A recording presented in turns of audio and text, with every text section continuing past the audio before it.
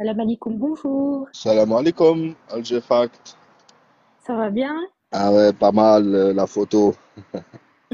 Mohamed 7. Mohamed Ouais, Doumier 7. Mohamed, j'ai regardé ton live, il était pas mal. Ouais, c'est vrai que Ça m'a inspiré du coup. Doumier, elle lui vend bien ses petites lunettes. Ouais, je crois qu'il a mis ce qu'on appelle une soufflante. Ah ouais, Ouais, il a mis une petite soufflante ouais, dans un ouais. certain royaume. Ah bah ça a soufflé dur, je pense. Une grosse soufflante, là. De ouf. Ouais. Donc j'avais envie de faire un petit live. Bah, allez, comme Salem Sopul, j'espère que tu vas bien. L'homme s'occupe. J'avais envie de faire un petit live de quelques minutes, histoire de féliciter. Bah écoute, il a assuré ce soir, en tous les cas. Machallah. Franchement, j'ai pas tout regardé. J'aimerais bien trouver toute l'intervention. Je sais pas combien de temps ça a duré. Je crois que ça a duré à peu près 5 minutes parce que je l'ai entendu parler d'une intervention de 5 minutes. J'aurais bien voulu voir l'intervention de la... Parce qu'il a été coupé, bien sûr. Les Marocains, pendant l'ONU, je crois, dans des lives TikTok. Ah bah c'est pas étonnant. Il a été coupé et ouais, ouais, je pense qu'il va diffuser l'extrait entier. Il a dit qu'il allait diffuser. Il y a deux extraits, je crois, de 4 et 5 minutes. Alaykoum salam Ngaous. Bah Salam, écoute, salam. ce serait Donc, pas mal. je pense que ça va parler que de ça. Surtout, bon, les francophones, ils vont essayer de, de ne pas en parler, parce que comme c'est de l'arabe, arabophone, On va faire le mais taf, comme t'as déjà commencé, oui, non, Malik. je parle du côté des Mourichettes. Ah, Bah oui, tu connais, les hein, petites Mauriciettes. quand ça va pas dans leur sens, ils plantent leur tête dans le sable. Je te jure. Ouais, ils vont essayer de détourner l'information de ce que t'as dit, hein, de toute façon. Ils vont essayer de détourner l'information à fond et que personne ne parle de ça. Alaykoum salam Kadé. Alaykoum salam. Forcément, ça c'est sûr. Donc, les frères, moi, je vous invite à faire des lives exclusivement dessus. T'as passé des extraits, ce Bah, serait pas mal.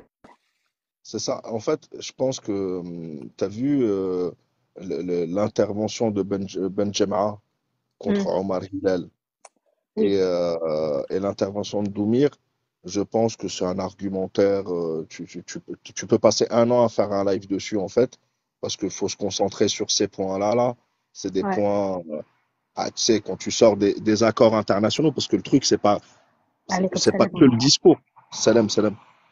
Le discours, c'est une chose, mais les archives, les documents qu'il a versés, parce que c'est Bah, c'est ça. des documents irréfutables, tu vois, c'est quand tu signes un accord avec les Américains en Alaykoum salam, 1700 c'est et Sky. quelques, Salam Sky, et en 1700 et quelques, et que tu dis tout ce qui est en dessous de Wadnoun, ça m'appartient pas, Hmm. tu viens en 2024 m'expliquer le contraire. c'est- Ça Pourtant, il n'y va être avait pas leur Mama França difficilement, en 1700. ça va être difficilement discutable. Exactement. Attends, chérie, voilà. C'est fait, Ced. Ouais, c'est clair. Après, ce qui est bien, c'est de prendre aussi des exemples de ton live, puisque toi, t'as traduit, tu vois.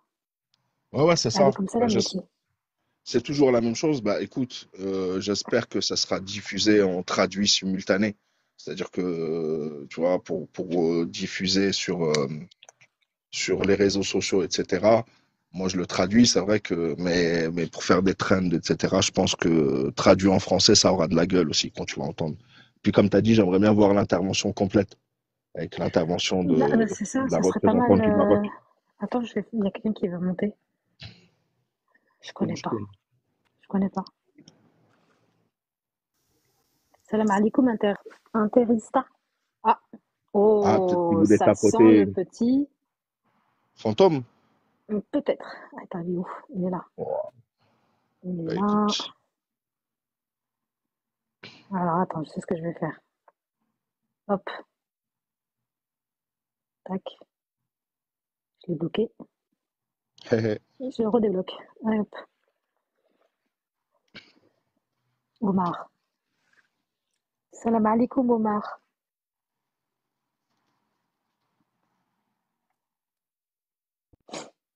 Moi, salam la famille, salam C'est le Toued. Tu vas, moment. tu vas bien Omar? Ça va, alhamdoulilah, hein. Ça J'ai c'est vu, le Alhamdulillah. moment. ça va, Salam, ça salam. va. J'ai vu un peu des extraits, et moi après, ce qu'il a apporté d'Omir, je savais déjà, donc Non, mais oui, mais c'est pas ça, c'est qu'apporter le document, le rajouter, le verser au dossier à l'ONU, en parler à l'ONU, ça, en fait, ça tape là où ça fait mal chez eux. Après, c'est pas la question de, oui, c'est sûr, on connaissait tous ça. L'argumentaire, tu sais, c'est ce que je disais, Benjamin, quand la semaine dernière, il dit, si c'est votre terre, pourquoi vous l'avez partagé avec la Mauritanie? ouais, c'était Frérot, fort. ça fait mal. C'est comme là aujourd'hui, toi, t'es, je sais pas, du Suriname ou des États-Unis et t'entends qu'en 1700 et quelques, t'as signé des accords en disant ça m'appartient pas, aujourd'hui, t'es en train de leur mentir. Au niveau de l'ONU, tu vois, ça les perturbe. Quoi qu'il arrive, en fait, c'est leur réaction. Ils Ouais, vont il a péter un rapporté plomb en avec vrai ça. quelques éléments qui étaient vraiment intéressants. Hum, Moi, je connaissais pas personnellement, c'était quoi? C'était les accords avec les Américains, j'étais pas du tout au courant de ça. hum, Et en 56, par rapport à Mohamed V, ça aussi, j'étais pas au ouais. courant, tu vois. Après, j'ai vu que des extraits, donc moi, ce qui m'a surtout étonné, c'était le comportement de la Marocaine, là, elle a coupé tout le monde. À un moment, la femme, elle a dit, ah, c'est bon, arrêtez de me couper. Tu as vu Ouais, ça, ouais. cet extrait? Ah, j'ai J'ai trouvé. pas tout vu. J'ai vu des commentaires, enfin des posts de certains Sahraouis. Il y en a un justement qui en parlait. Il a dit elle a dû couper les intervenants 20 fois. Voilà, c'est ça. À un moment, il y a une femme, je sais plus c'est quelle représentante, j'ai vu l'extrait, elle s'est énervée. Elle a dit, oh, c'est bon, arrêtez de me couper. Genre, toutes les 5 secondes, la Marocaine, elle a coupé à la femme. Ah, c'était Mais c'est ça. vraiment, ils étaient mal, hein. Tu voyais la tête de la Marocaine. Oh là là, on dirait que, je sais pas ce qui lui est arrivé, une crise cardiaque sur place. Frérot, Ah oui. les C'était coups, ils font impressionnant, mal. franchement. Franchement, c'était impressionnant à voir. Wallah. Après, après, je vous pose la question, mais est-ce que c'est moi ou ils sont en train de vraiment, j'ai l'impression que le Sahara leur file entre les mains, hein, si je peux me permettre de dire ça, tu vois. Non, mais tu peux leur dire que ça leur échappe un petit peu, hein. Après, on verra ce que ça donne En fait, quand les documents, enfin, quand on aura un aperçu sur les documents qu'il a pu déposer et si ça a eu de l'impact, quoi. Non, mais il y a beaucoup, ces derniers temps, j'ai remarqué, même là aujourd'hui, il y a beaucoup de pays qui sont venus parler, dire, ça y est, il faut passer à autre chose, il faut décoloniser ce pays. J'ai l'impression que ça tape fort. Il y a beaucoup de gens il qui y a prennent des quelque chose qui positions. se passe. Ouais. Ouais, parce Ouais, que c'est pas que les documents, comme il a dit Omar. Parce qu'il y a les documents, ça va pas faire changer. Tu sais, je t'ai dit, c'est un coup derrière la tête. Un autre coup, en fait, parmi d'autres coups, ces derniers temps, on a l'impression qu'ils perdent le contrôle de la situation. Mais tu sais pourquoi, frérot? Parce que ils sont totalement perturbés. Ce qui touche Israël les touche vraiment. Ils avaient beaucoup misé sur les accords de normalisation. Ils avaient tout misé sur sur cette stratégie-là du forcing, les Américains, etc. Et là, ça t'a compris, ouais. je pense que là, ils contrôlent pas la situation et ça les rend dingues. Vraiment le coup, c'est Sky, Salam Salam alaikum, c'est alaikum, Sky. khawti, washrakum. ça va et toi, frérot? Labas, Alhamdulillah. alhamdulillah, barakallahu fikum. Juste pour intervenir vite fait et léger, hein, parce que, bon, Mal, comme il avait dit, il y a beaucoup de choses qu'on savait déjà, que ce soit pour Malik, pour la sœur des Bunks, j'en parle même pas, Algerian Space, c'est carrément dans ses veines, ce dossier-là. Mais en fait, ça fait déjà un petit moment que c'est la misère pour le Maroc. En fait, faut revenir il y a, allez, 1 an, voire 1 an et demi, 2 ans. En fait, il y avait déjà les soucis de la normalisation, surtout après le 7 octobre. Israël, il se retrouve un peu dos au mur, même si moi j'aime pas les appeler comme ça, on va les appeler l'entité. Et en fait, le fait que l'entité, elle se surinstalle au Maroc, ça a créé des frictions avec l'Espagne. Et l'Espagne, elle était prise en étau. Ça veut dire que en France, il y avait un mouvement populaire, celui des agriculteurs, qui commençaient à en avoir marre de ces fruits, légumes et tous ces produits qui venaient du Maroc pour un bas coût. Donc ça créait déjà des tensions. C'est-à-dire qu'en réalité, au-delà de ça, il fallait quelque chose pour remettre au devant de la scène et pouvoir plomber le Maroc et lui couper les ailes qu'il prenait depuis sa normalisation. Donc là, le climat, il leur était hostile. Quand on voit que dernièrement, la justice européenne, elle condamne le Maroc et à travers le Maroc aussi l'Espagne. Donc aujourd'hui, le fait qu'on le mette au devant de la scène et qu'on vienne parler de la légitimité sur le Sahara, ça coule de source. En fait, c'est toujours pareil. Et c'est pas que pour le Maroc, ça s'applique sur le monde entier. Quand on décide de te cibler, t'es ciblé de partout. En fait, le fait d'être ciblé de partout, ça te laisse très très peu de marge de manœuvre. Là, le Maroc, faut dire la réalité, il se retrouve seul. C'est-à-dire que quand tu regardes tous les pays autour, ils lui demandent un visa. Tu vois que l'Algérie, depuis le conflit ukraino-russe, bah, c'est devenu limite le patron au niveau du gaz et tout ce qui va avec, donc tu es obligé de la prendre avec des pincettes. On voit que nous, notre politique interne, elle est hostile à tous les pays qui osent nous insulter de manière télescopée ou de manière directe. Donc ils se disent, voilà, pour essayer d'apaiser un peu tout le monde et de remettre un peu l'église au milieu du village, on va commencer à se pencher sur ce dossier. Et ça, dites-vous, c'est qu'un début. C'est qu'un début et le coup de massue final, ça sera quand l'un des 4, voire les 5 gros sur les sièges des Nations Unies vont commencer à dire ouais, on va régler cette affaire et on va trancher une bonne fois pour toutes. Là, ça sera la fin. Parce que si t'as pas de moyen de pression pour inverser la vapeur de ton côté, tu pourras rien faire. Donc là, pour moi, vraiment, hein, c'est pas que une histoire de Sahara. C'est-à-dire en dehors du Sahara occidental et de nos frères, bien sûr, sahraouis qui doivent retrouver la légitimité sur leur terrain, c'est carrément le Maroc qui est ciblé. Et ils en sont, franchement, le peuple, les MRE, tous les Ayash et toutes ces choses-là, ils en sont pas conscients. C'est-à-dire que le seul point qui fait que le Maroc tient un peu avec la France, c'est la générosité du roi envers la France. Sans ça, le pays, il est mort. Il est mort de chez mort. Effectivement, Ouais, merci. Pardon, excuse-moi. Pardon, non, Malik. non, Vas-y, non, je non, t'en je prie. t'en prie, je t'en prie. Non, non, je t'en prie, c'est ce que j'allais dire, c'est super intéressant. Ouais, très, très, très intéressant ce point de vue, justement. Et moi, j'ai une question par rapport à ça. Vous pensez qu'on va droit vers un référendum ou tout simplement que la question va être tranchée, mais entre c'est soit au Maroc, soit c'est au Sahara occidental. Vous pensez que ça pourrait se passer comment? Tu es obligé de passer par un référendum à l'ONU pour décoloniser de la loi de 60, l'année 62, je crois, je sais plus quelle année, non 60, 1960. Tout pays colonisé doit passer par un référendum.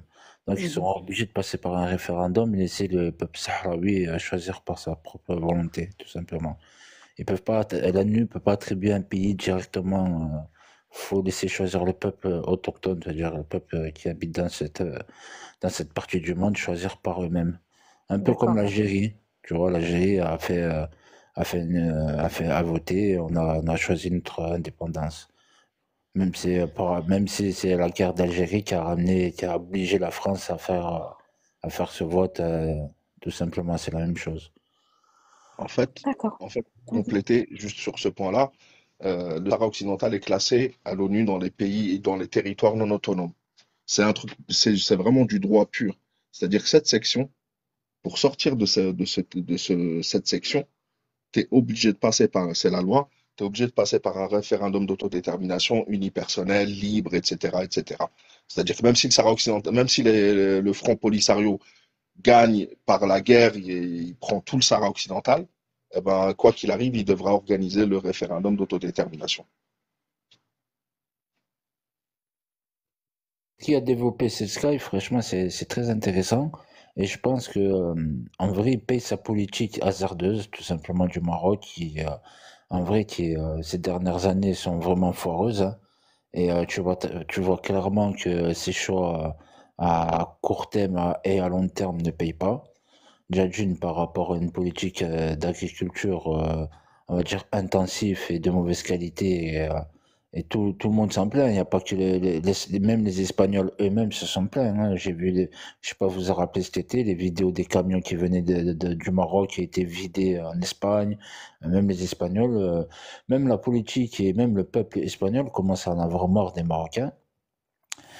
Deuxièmement, stratégiquement, le Maroc ne rapporte plus rien, hein, parce que maintenant on est arrivé à l'époque, on va dire à l'époque de la guerre froide. Le Maroc était stratégique, surtout ils ont empêché le Barakallahu fik pour ce fait, c'est elle qui. Et je veux juste rajouter ça, c'est que le Maroc, ils avaient peur qu'un autre, on va dire un autre pays se crée et qui va du côté, on va dire du côté communiste, tu vois, côté URSS. Et en vrai, les Américains, ils avaient peur de ça, parce que si, en gros, le Sahara sera libre et devient un bloc communiste, en gros, ils auraient plus d'accès direct à l'Afrique. Ça aurait compliqué la tâche, vraiment compliqué la tâche. Donc c'est pour ça, d'un côté aussi, les Américains ont soutenu ça. De toute façon, vous regardez, hein, vous tapez sur Google CIA Sahara occidental, vous sortez tous les dossiers parce qu'ils ont été rendus publics et vous voyez comment la CIA a financé à travers l'Arabie Saoudite Hassan II, comment le Shah d'Iran a financé et a donné des armes via le Jordanie et euh, via les Américains qui ont donné leur accord pour donner des armes. Donc les Américains avaient c'était stratégique au Maroc. Maintenant, c'est plus autant stratégique. La stratégie, on va dire le pôle de stratégie a changé de pôle, quoi. Voilà, c'est ça que je voulais rajouter. Merci beaucoup, Omar, pour ce que tu as dit. On va laisser prendre Algerian Space la parole avec Salam sa superbe alaikum. photo. Alaikum salam. Kirakoum, j'espère que vous allez bien. Ouais, très bien, Diligente, alhamdoulilah. diligente.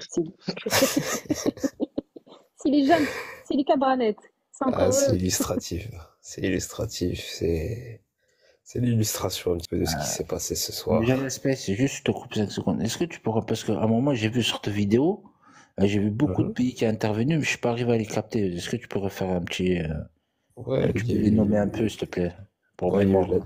il y a eu la délégation de l'APN, c'est-à-dire l'Assemblée nationale algérienne. Il y a eu le Front Polisario, l'ambassadeur du Front Polisario. Il y a eu aussi des Marocains libres, aussi, c'est-à-dire des Marocains républicains qui plaident pour le Sahara occidental, entre guillemets. D'ailleurs, le Marzen, il fait tout pour les interdire, entre guillemets, de rentrer au sein des Nations Unies, surtout la dernière fois quand ils ont pris la parole et tout. Après, t'as plusieurs pays, t'as le Nicaragua, t'as l'Afrique du Sud qui ont parlé en faveur de l'autodétermination, t'as le Timor-Leste, c'est bon, l'Afrique du Sud, ça c'est normal. On a qui? On a l'Angola aussi qui a pris la parole. Oh, il y a vraiment plusieurs pays et là, comme je vous ai dit, c'est pas encore fini du tout. Demain, peut-être qu'on va voir la Namibie, d'autres pays bien sûr qui vont parler. Et ce qui est bien, c'est surtout des pays africains qui vont prendre la parole parce que l'histoire elle est africaine avant tout. Et c'est super important que les pays africains ils puissent témoigner que ce soit la dernière colonie d'Afrique, tu vois. Maintenant, pour revenir un petit peu sur ce qui a été dit, vous savez, la dernière fois, le président Abdelmadjid Tebboune, il choisit très bien ses messages qu'il veut porter. Et vous savez, le message, d'ailleurs, j'en avais parlé avec Artisan privé, le message quand il a dit que voilà, les Marocains, c'est nos frères, que voilà, et c'est le Marzen le problème et tout, bon, hormis le message entre guillemets sentimentaliste, parce que il y a beaucoup de gens qui ont surfé sur cette vague, mais qui n'ont pas compris la profondeur du message. Le message, c'est pas du sentimentalisme derrière. Parce qu'il dit quoi? Il dit, j'espère que le peuple marocain pourra se délivrer de cette situation difficile. C'est-à-dire, il sait très bien que le Marzen actuellement, il est mal. Il est mal, il est en perte de légitimité. Et, et en gros, c'est comme une main tendue, en fait, entre guillemets, au peuple, entre guillemets, pour sortir, en fait, de ce système, en fait, monarchique. C'est ça, en fait. On comprendra qui pourra, de toute façon, mais voilà. Je pense que vous m'avez compris un petit peu. Donc, c'est pour ça qu'il y a une certaine profondeur aussi. Les mots, ils sont très bien choisis par le président, surtout quand il parle en français aussi. C'était un message par rapport à la France, notamment. D'ailleurs, l'expression «je n'irai pas à Canossa», elle a fait énormément polémique dans les médias français. Je pense que c'est surtout de s'exprimer en bon français et surtout avec des expressions qui leur a fait le plus mal, notamment. Non, je pense que pour moi, le dossier sahraoui, écoutez, c'est simple. Ils nous ont caché énormément de choses, c'est-à-dire que allez voir par exemple le département d'État. Anthony Blinken, dernièrement, qu'est-ce qu'il a dit? Hormis, bien sûr, qu'il a réaffirmé le soutien de son pays, entre guillemets, au plan d'autonomie. Bon, ça, c'est pas nouveau, entre guillemets. Et il n'a pas dit que le plan d'autonomie, mais le plan d'autonomie comme solution potentielle. C'est-à-dire qu'il y a plusieurs solutions comme le référendum. Donc voilà, c'est que ça n'exclut pas le référendum et que le référendum est toujours dans la course. D'ailleurs, il a réaffirmé son soutien aux efforts de Staffan de Mistura pour trouver une solution politique et favorable pour tout le monde. Et en plus de ça, les États-Unis, qu'est-ce qu'ils disent? Ils disent de trouver une solution politique qui convienne à tout le monde sans plus tarder. C'est-à-dire qu'il faut bien comprendre une chose, les États-Unis aujourd'hui sont dans ce qu'on appelle une reconfiguration géopolitique. Et en fait, par exemple, la marche verte, que vous avez parlé un petit peu notamment, faut bien comprendre une chose, et ça, vous allez regarder le documentaire qui s'appelle Enfants des nuages, dernière colonie. C'est un film espagnol, un reportage espagnol qui retrace un peu tout ça. Et d'ailleurs, il y a plusieurs intervenants et ils expliquent bien que en vérité, ce sont les États-Unis et la France qui ont mis la pression sur l'Espagne, entre guillemets, pour qu'ils puissent accepter que Hassan II puisse faire la marche verte. Donc il y avait un deal entre guillemets où l'Afrique entre guillemets elle était dans ce qu'on appelle l'époque entre guillemets le monde bipolaire, c'est-à-dire chaque camp entre guillemets entre les soviétiques et les Américains.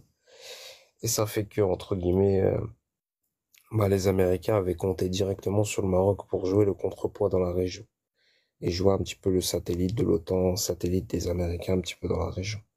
C'est assez complexe comme histoire, mais quelques années plus tard, ça s'explique en fait pourquoi la France et pourquoi les États-Unis soutiennent un petit peu cette colonisation.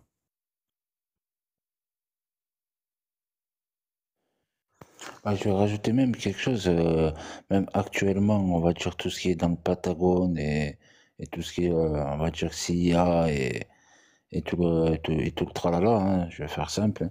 Leurs yeux sont rivés vers la Chine. Ils n'ont plus le temps de perdre. Ouais, le Pacifique, ouais. Ouais, voilà, par là, c'est tout ce qui est dans le Pacifique, même, on va dire l'Ukraine et même la guerre qui se passe au Moyen-Orient contre les nations, excusez-moi du terme, mais ça les emmerde. Ils n'ont pas de temps à perdre parce qu'en vrai, toute leur force est concentrée dans le Pacifique. S'il se passe Les ça. Américains, comme je t'ai dit, ils sont dans une reconfiguration C'est géopolitique. ça. Ils essaient de garder leurs acquis. C'est ça, c'est tout à fait ça. Donc là, le Maroc commence pour moi. Après, c'est peut-être je me trompe et vous donnerez votre avis. Moi, j'ai l'impression que le Maroc, il devient de plus en plus un caillou dans la chaussure là. Ça commence vraiment à, en vrai, comme tu as dit, ils revoient leurs forces, ils veulent se déployer ailleurs. Ils n'ont pas le temps avec le Maroc qui pèse rien, c'est un petit pays et en fin de compte, va rien leur rapporter, hein. Parce que maintenant, les soutiens des Américains, ils ont d'autres pays en Afrique où ils peuvent maintenant voilà, avoir d'autres soutiens d'autres pays américains. Euh, donc le dernier qui est la Côte d'Ivoire qui a autorisé une base américaine dans son pays. Donc moi je vois pas comment le Maroc peut aider les États-Unis maintenant, vu qu'ils ont installé une base en Côte d'Ivoire. Même avant, il n'y avait aucune utilité en mal. Faut être réaliste, regarde. Parce que mettre une base auprès d'un pays qui est cadenassé de tous les côtés, elle va servir à quoi cette base-là? Non, non, moi j'ai dit Tu vois ce que je veux dire ou pas? le seul truc qui servait avant le Maroc, c'est empêcher un nouveau pays qui rentre dans le bloc soviétique. Ils savaient très bien que le Polisario était gauchiste et en vrai, Pourtant, pro-communiste. pourtant, Voilà. Omar, Même derrière, en soi, tu vois, géographiquement, le Maroc, il n'est pas assez bien positionné pour t'offrir un ouais, en point plus, important. Ça veut dire que autant tu me dis, tu réussis à placer des bases à l'est, donc les pays à l'est de l'Algérie, je te dirais c'est utile.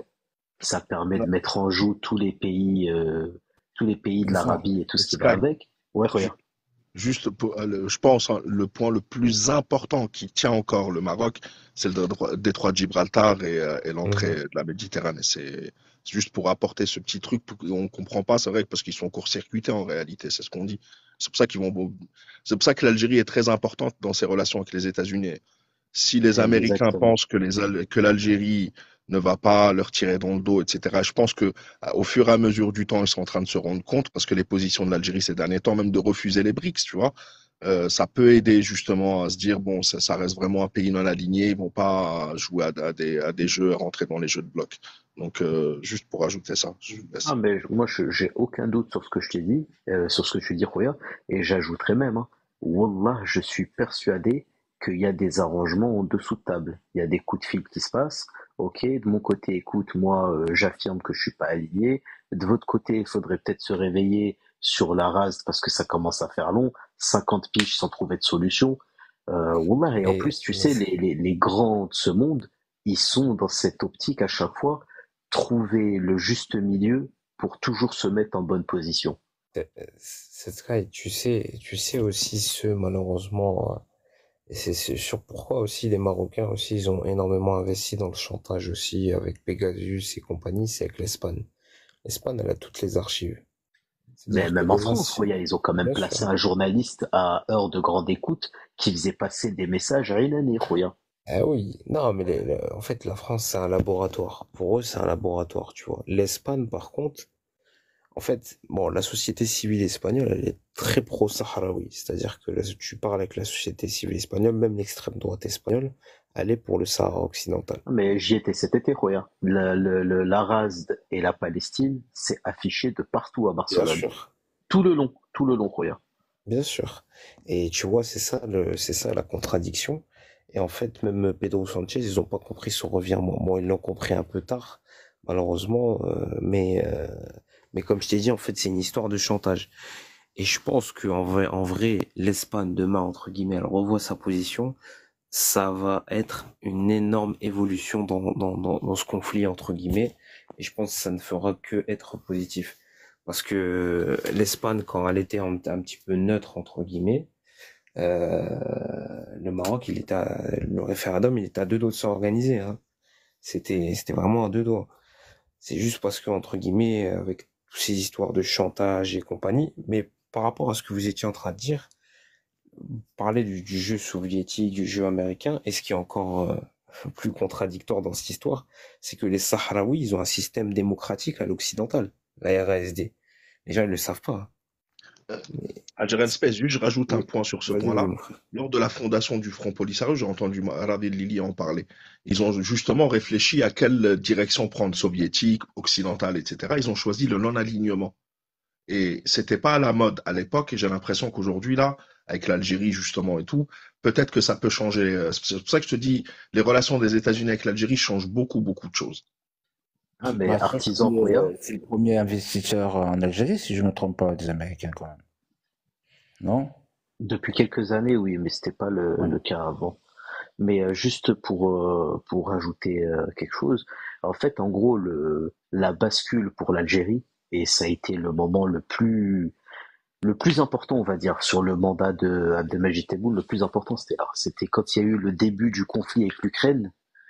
Tout le monde a été choqué par le déplacement express du président algérien en Russie. Ça veut dire qu'il y est allé et il n'a pas hésité à conforter l'idée qu'il croyait en Vladimir Poutine, que pour lui, en gros, c'était un homme de liberté, mais il a quand même souligné le fait qu'il espérait que tout s'arrange avec le moins de sang possible. Je pense que vous vous souvenez tous de ce discours-là.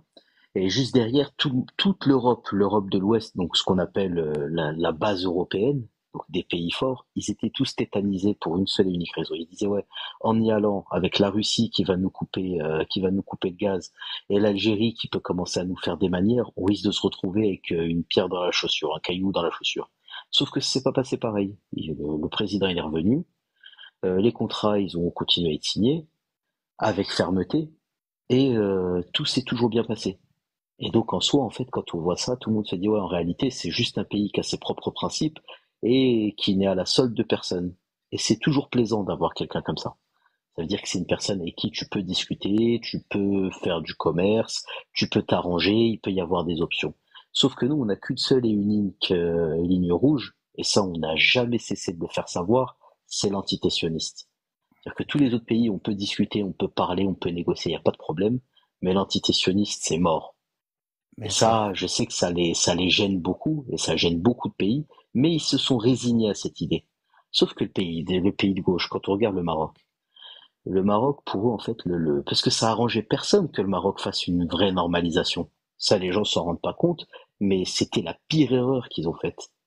Normaliser à leur échelle, donc à leur échelle d'être toujours un pays poisson pilote, suiveur des gros pays, en fait, ça mettait encore une forte tête sur ce pays-là.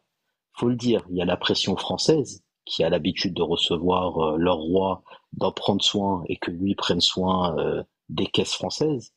Il y a l'Espagne qui a des intérêts territoriaux sur place. Et maintenant vient s'ajouter l'entité. L'entité qui arrive et qui a cette fâcheuse tendance à pousser un petit peu, à allumer les braises, à pousser les pays à commencer à agir n'importe comment.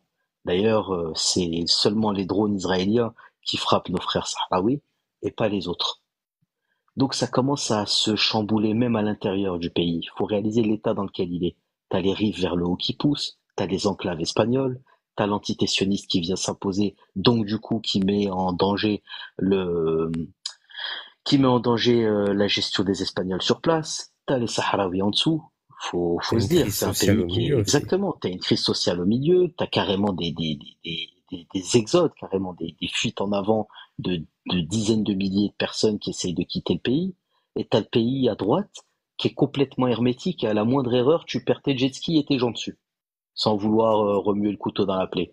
Faut s'imaginer quand tu réalises qu'à la fin, même les Mauritaniens, ils te mettent la pilule en augmentant leurs taxes douanières et que tes camions restent sur place et que les gens brûlaient leurs camions par désespoir. C'est l'implosion totale. En fait, on s'en rend pas compte. Nous, on parle avec des MRE, donc des gens qui ont un cadre de vie qui est pas dégueulasse. Ils vivent à l'étranger, donc ils ont une devise forte, ils vivent. Et quand ils vont au Maroc, ils vivent comme des pachas. Mais le pays en lui-même, il y a rien pour lui. Rien du tout. Allez voir les articles récemment. Les gens sont obligés de vendre des villas à Marrakech et je crois que c'est Fès ou je sais plus quelle grande ville pour pouvoir juste un peu étancher la dette qu'ils vont avoir par rapport à la CAN et au mondial. Il faut juste regarder leur presse à eux, ne regardez même pas la presse à charge, regardez leur presse à eux. C'est incroyable ce qui se passe. Ils sont en train de liquider le pays pour pouvoir juste avoir une bonne image à l'international. Mais auprès de qui à la fin? À qui tu veux plaire? Je pense que s'ils étaient restés fidèles à l'Europe comme ils l'ont été pendant des années et des années, et malgré le refus en 1984 d'intégrer l'Union européenne qui a été demandé par Hassan II, s'ils avaient continué sur cette ligne-là, à la rigueur peut-être qu'ils s'en sortiraient un peu. Mais vouloir tirer la couverture de chaque côté, ils ont rien gagné. Et je pense que ça va être de pire en pire. Juste pour compléter après, après peut-être que Modelka il veut s'exprimer aussi. euh, il y a un point important, c'est ce que je te disais, ça rejoint ce que je dis tout à l'heure, c'est que cette normalisation, et ils ont misé, quand je dis ils ont misé sur le mauvais canasson, c'est vraiment vrai. L'entité, avec ce qui se passe aujourd'hui, c'est peut-être une décennie ou des décennies avant qu'elle retrouve une certaine influence comme elle l'avait avant. Là, ils sont pestiférés, c'est-à-dire quoi qu'il arrive à partir de maintenant, le poids diplomatique et même des lobbies, etc., de l'entité, ils sont très affaiblis. Et en plus de ça, ils ont beaucoup de boulot pour sauver déjà l'entité. Ils ont énormément de boulot. Ils n'ont pas le temps avec le Maroc ou je sais pas quoi. Donc, ils ont misé sur le mauvais cheval. Quand l'Espagne, moi, il y a un truc qui est super étonnant, c'est que l'Espagne, elle, malgré ce qui s'est passé sur le Sahara occidental, elle a reconnu la Palestine. Donc, elle est en guerre contre l'allié numéro un du Maroc. Donc, je pense que c'est un grand champ de bataille, le truc, et qu'ils ont misé sur le mauvais cheval. Mais il y a même pas 4 jours, il y a Artisan, Macron qui a pris la parole, malgré que c'est un fait, c'est que je n'ai aucune estime pour aucun président européen. Mais il est arrivé, pleine télé, en disant la France ne fournira plus d'armes et de munitions au vu de ce qui se passe à Gaza. Donc en réalité, en fait, en gros, ils se sont retrouvés comme un bateau sans voile, Roya. Ils sont en train de chavirer, on ne sait pas où, on ne sait pas où va arriver. Et s'ils se font retirer pas leur légitimité, mais en gros la main qu'ils ont sur le Sahara occidental et que ça devient un réel pays, faudra diviser leur économie par deux, parce qu'ils pillent en fait les richesses de ce pays-là. En plus de tuer nos frères sahraouis, Allah yarhamhum, ils pillent les richesses sur place, ils pêchent, ils cultivent. C'est des colons. Le terme exact, c'est des colons. Ils sont à l'image même de ceux avec qui ils ont normalisé. Vas-y, on va Mais laisser Modelka le frère. ouais. Mais vous avez pas Euh, remarqué, ils passent un petit peu leur frustration sur les Sahraouis, vous avez pas l'impression un petit peu? Et modèle comme mon frère, vas-y, prends la parole, il attend tout à l'heure. Oui, oui, bonsoir tout le monde. Oui, c'est Salam très alaikum, intéressant. modèle K, bonsoir. Comme salam, bonsoir tout le monde. C'est très incroyable, intéressant Delta. ce que. Oui, ajouter à tout cela, ben, je ne sais pas si vous en avez parlé tout à l'heure avant que je monte, puisque je suis le dernier à être présent. Euh, la quatrième chambre de décolonisation qui est en cours en ce moment. Je ne sais pas si vous en avez parlé. Ben, si c'est pas le cas, ben, ça va être aussi un événement majeur, hein, qui va certainement, en tout cas, on le suit. Donc il y a ça qui peut être aussi un facteur important à la suite de la décision de la Cour de justice européenne. Mais aussi, je voulais ajouter, le secteur agricole est en berne aussi, hein, au Maroc. Donc plus les accords commerciaux qui ont été annulés, ben, il y a de quoi. Le Maroc est vraiment dans une très très mauvaise posture, comme vous l'avez si bien dit. Donc je voulais juste ajouter ces deux éléments-là et je suis avec vous, je vous écoute. Allah fait croire. Barakallah fik, Giant Space, merci t'allais beaucoup. prendre la parole, la famille, ou la Omar? Oh non, c'était juste pour vous demander, bah moi personnellement c'est mon avis, c'est que j'ai l'impression avec tous ces événements autour d'eux, enfin quand on voit ça entre guillemets sur les réseaux sociaux et tout, on voit pas l'ampleur des dégâts que ça peut avoir, notamment par exemple regardez les sanctions que l'Algérie leur a mis par rapport au port, la Mauritanie qui leur met notamment des sanctions entre guillemets économiques avec une hausse entre guillemets des taxes douanières. On a la lutte du peuple sahraoui au sud. Voilà, il y a des choses qui se passent. Je pense, pour moi, hein, c'est mon avis, ils passent en fait leur frustration sur le peuple sahraoui. Pour moi. Bah, Algerian Space, sur qui tu veux qu'il le passe? Il le passe aussi sur le peuple marocain, t'inquiète pas, hein. Mais si on n'était pas aussi fort, ils le passeraient sur nous. T'as pas vu tout ce qu'ils font sur les réseaux sociaux. S'ils avaient la Ah bah je sais. possibilité de faire quoi que ce soit, mais frérot, t'inquiète pas.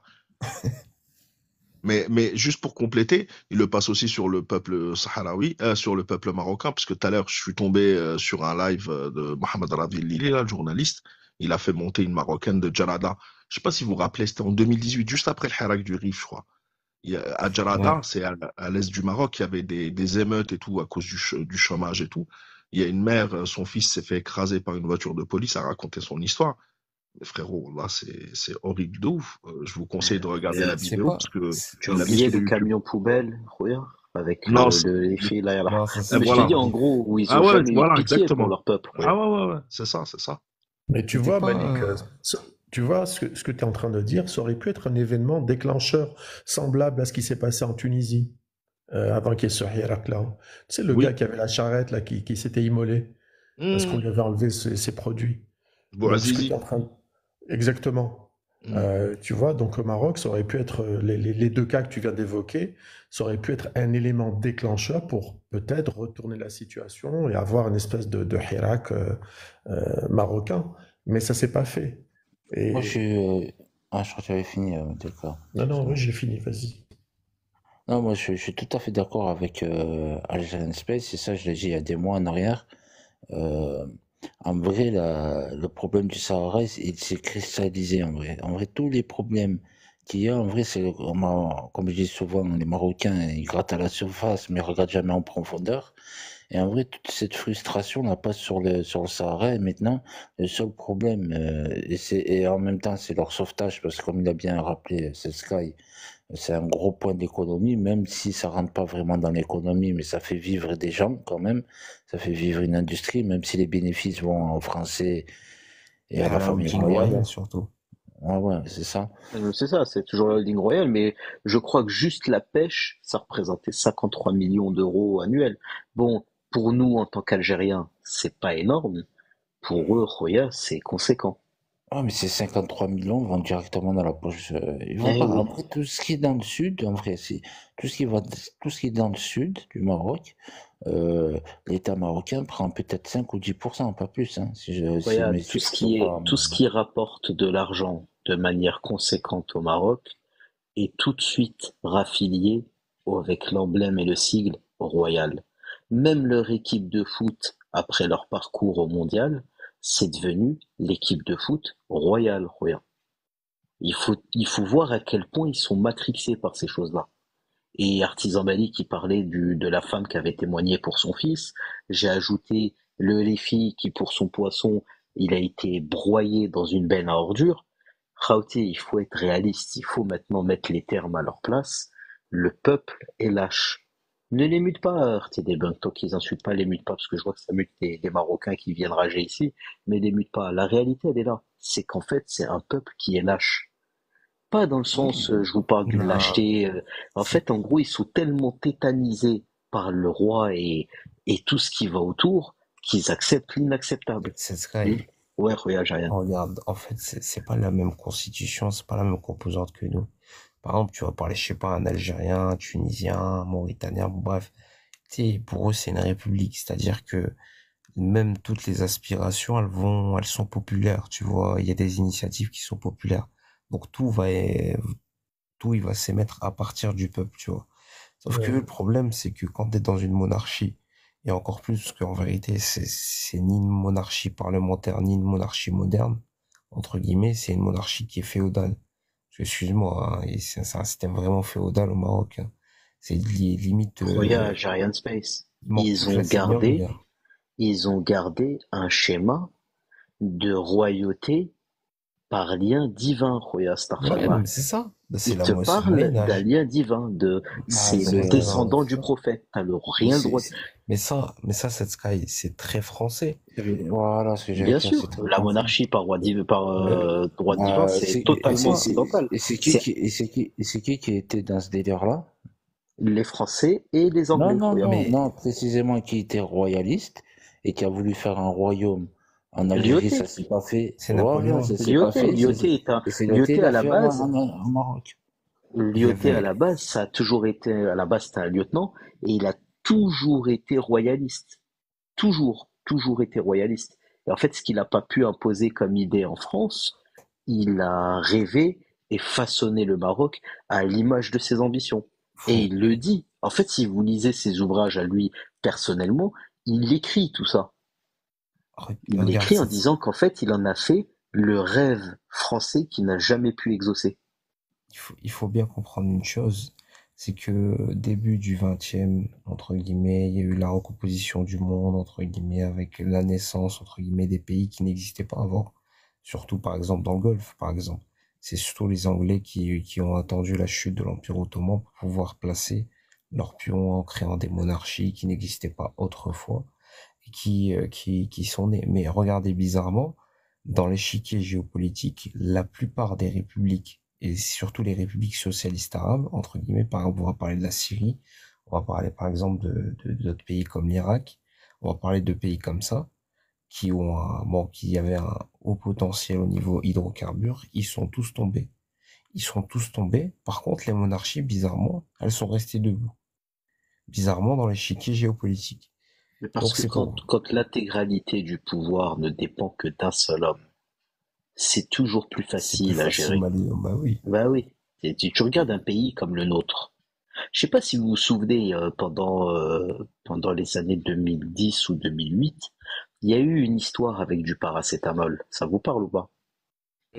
Quelque chose, mais je m'en souviens pas, ce serait Ok, fort. il y a eu une histoire avec du paracétamol. Donc en fait, en gros, c'était Israël qui vendait ça à l'Italie ou à la France, et l'Algérie en fait qui avait commandé à ces pays-là, mais sans savoir, enfin sans savoir. Il y a eu une histoire de schmilblick qui allait se passer par en dessous. Khaouti, ça a été au bord de l'explosion dans l'Algérie. Le peuple, quand ils ont fouiné de leur côté et qu'ils se sont rendus compte que c'est vrai, ils ont tellement, mais quand je te dis tellement, c'était chaud, c'était tendu, ça allait se finir au bûcher à des histoires. Et ils se sont tout de suite rétractés. Oui, mais Mais le pourquoi? problème au Maroc, c'est qu'ils ont aucune peur du peuple. Le Non, peuple parce ne que, représente aucun risque. regarde, on le regarde.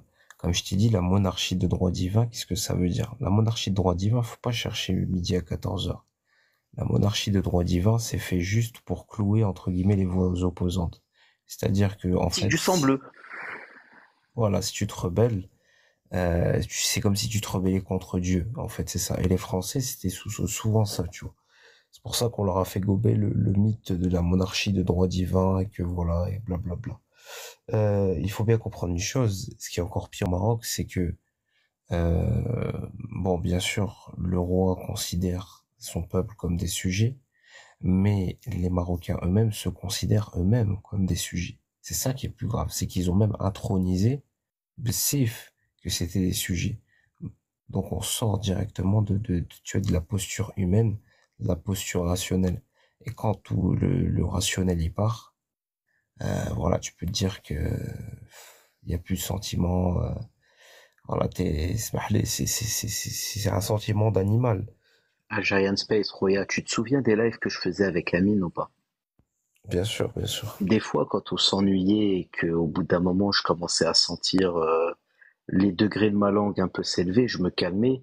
Pendant un moment, on discutait, on se faisait passer pour des Marocains, jusqu'à ce qu'un Marocain il arrive et que Ngembloubé, tu vois, en se faisant passer pour des Marocains pendant 20-30 minutes.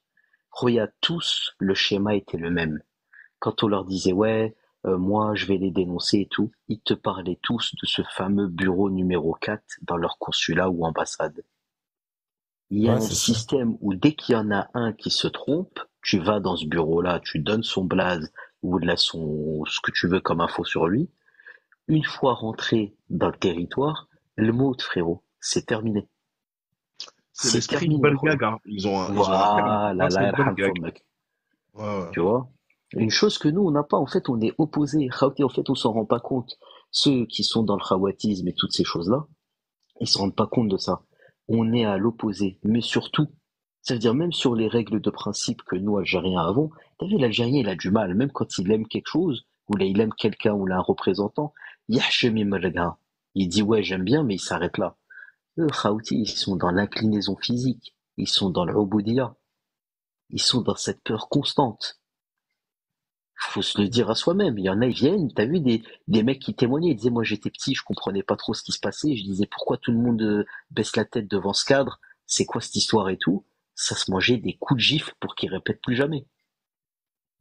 Ouais. C'est tendu. Wallah, c'est tendu. Khaouti. C'est pas la même chose. Et là, avec l'histoire du Sahara et tout ce qui va se passer, moi, je pense, le peuple, il va prendre cher parce que, bah, faudra serrer la ceinture. Mais je vois pas le peuple imploser, regarde. Tu Je les sais, vois même pas bouger, hein. j'en parlais la dernière fois que Messoud Zegal, et on en parlait et tout.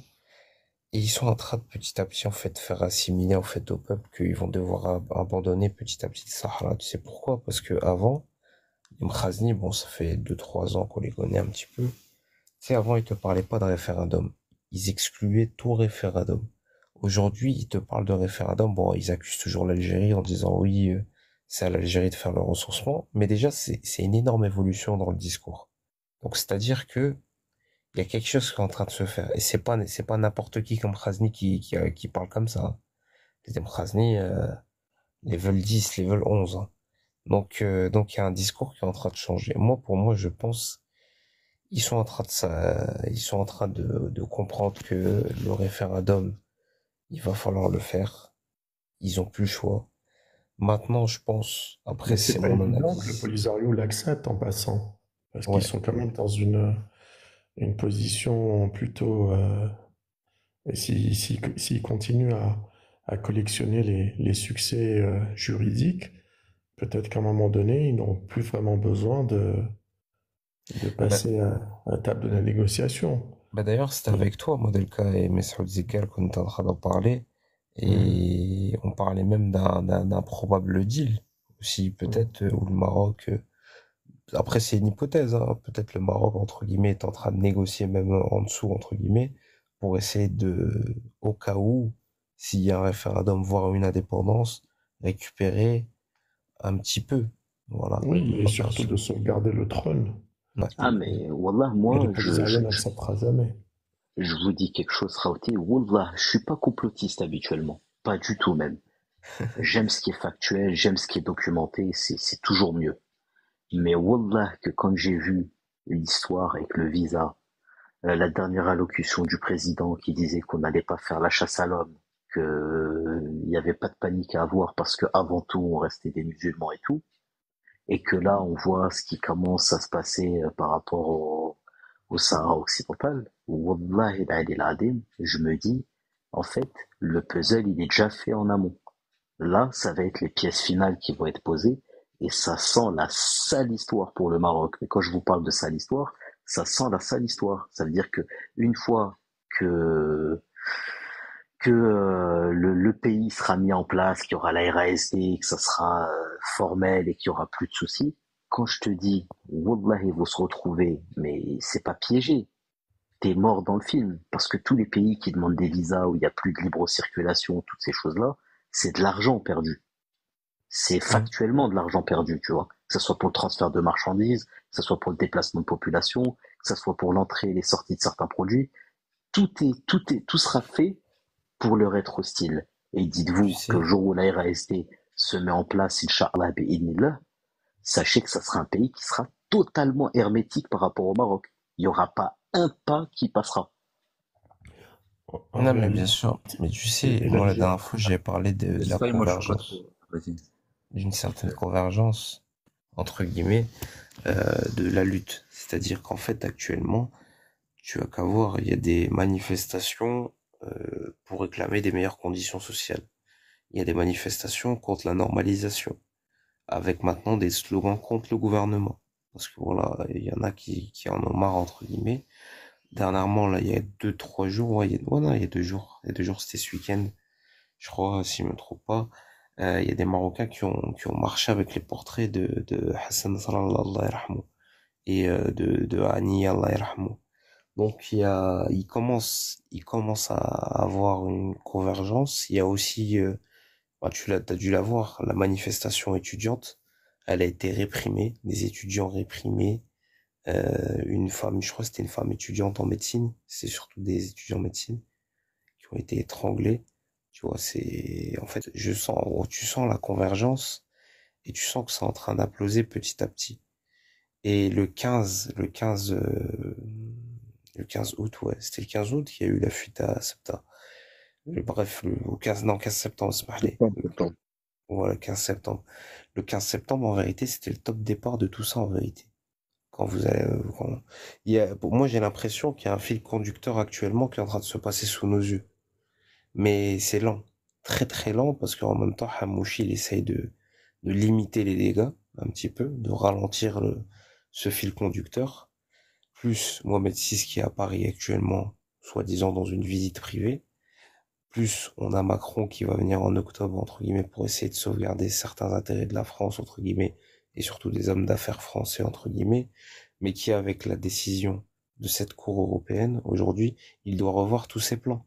Parce que Macron, il voulait investir au Sahara pour, entre guillemets, préserver certains intérêts, entre guillemets, avec le Maroc.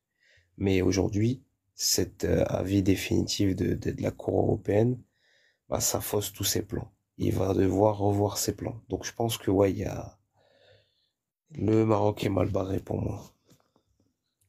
mais, énorme modèle اسمح لي تفضل خويا. vas-y, je t'en prie, vas-y.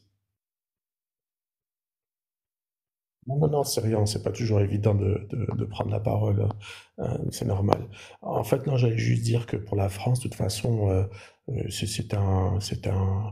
elle essaye de jouer, c'est un jeu d'équilibriste parce que finalement, elle essaye d'entretenir une bonne relation avec le Maroc et quelque part, elle essaye de lancer un message positif en disant, écoutez, euh, la France, bien sûr, elle le sait très bien que ça s'en va nulle part et qu'avec ces décisions-là, une décision va entraîner une deuxième et une troisième, etc.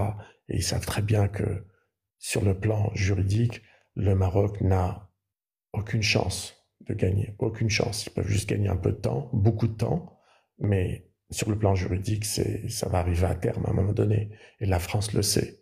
Sauf que ce que veut faire la France, et l'Espagne d'ailleurs aussi, c'est de dire au Maroc un jour, quand ils perdront le Sahara occidental, ça sera de leur dire, bah, écoutez, on a tout fait, vous avez vu, on vous a soutenu, on était là avec vous, on a fait des communiqués, on était, etc., etc.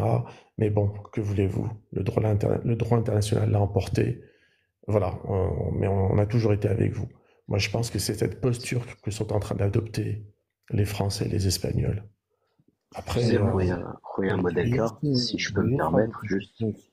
dans les calculs aussi par rapport à la normalisation, vite fait, hein, je pense qu'ils n'avaient pas prévu qu'il allait y avoir une guerre aussi intensive au Moyen-Orient et chez les Palestiniens. Ça aussi, ça a été un coup de massue. Je Ah, reprends. mais tu sais, Romain, la normalisation, il faut être réaliste. La normalisation, elle a eu un effet, un double impact pour eux. Autant pour des pays européens, ça va avoir un impact à sens unique, tu vois.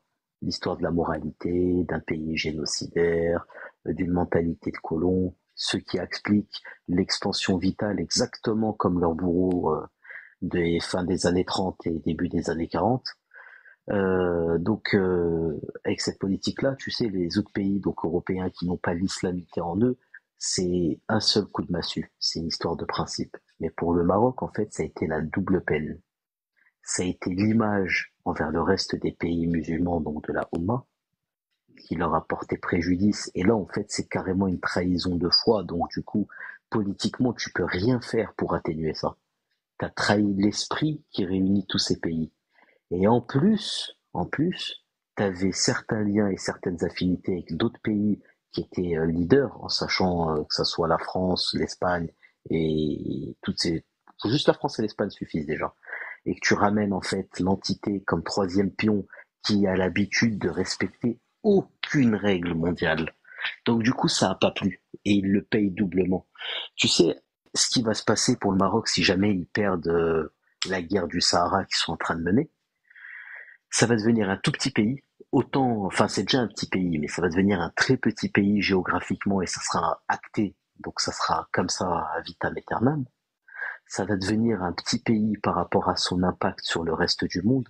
Donc en réalité, les autres pays occidentaux, ils n'auront pas besoin de se justifier. Et ils n'ont même pas besoin de se justifier parce qu'il n'y aura plus d'utilité. Ça sera quoi? Ça sera l'utilité de quelques hommes individuels qui auront des richesses.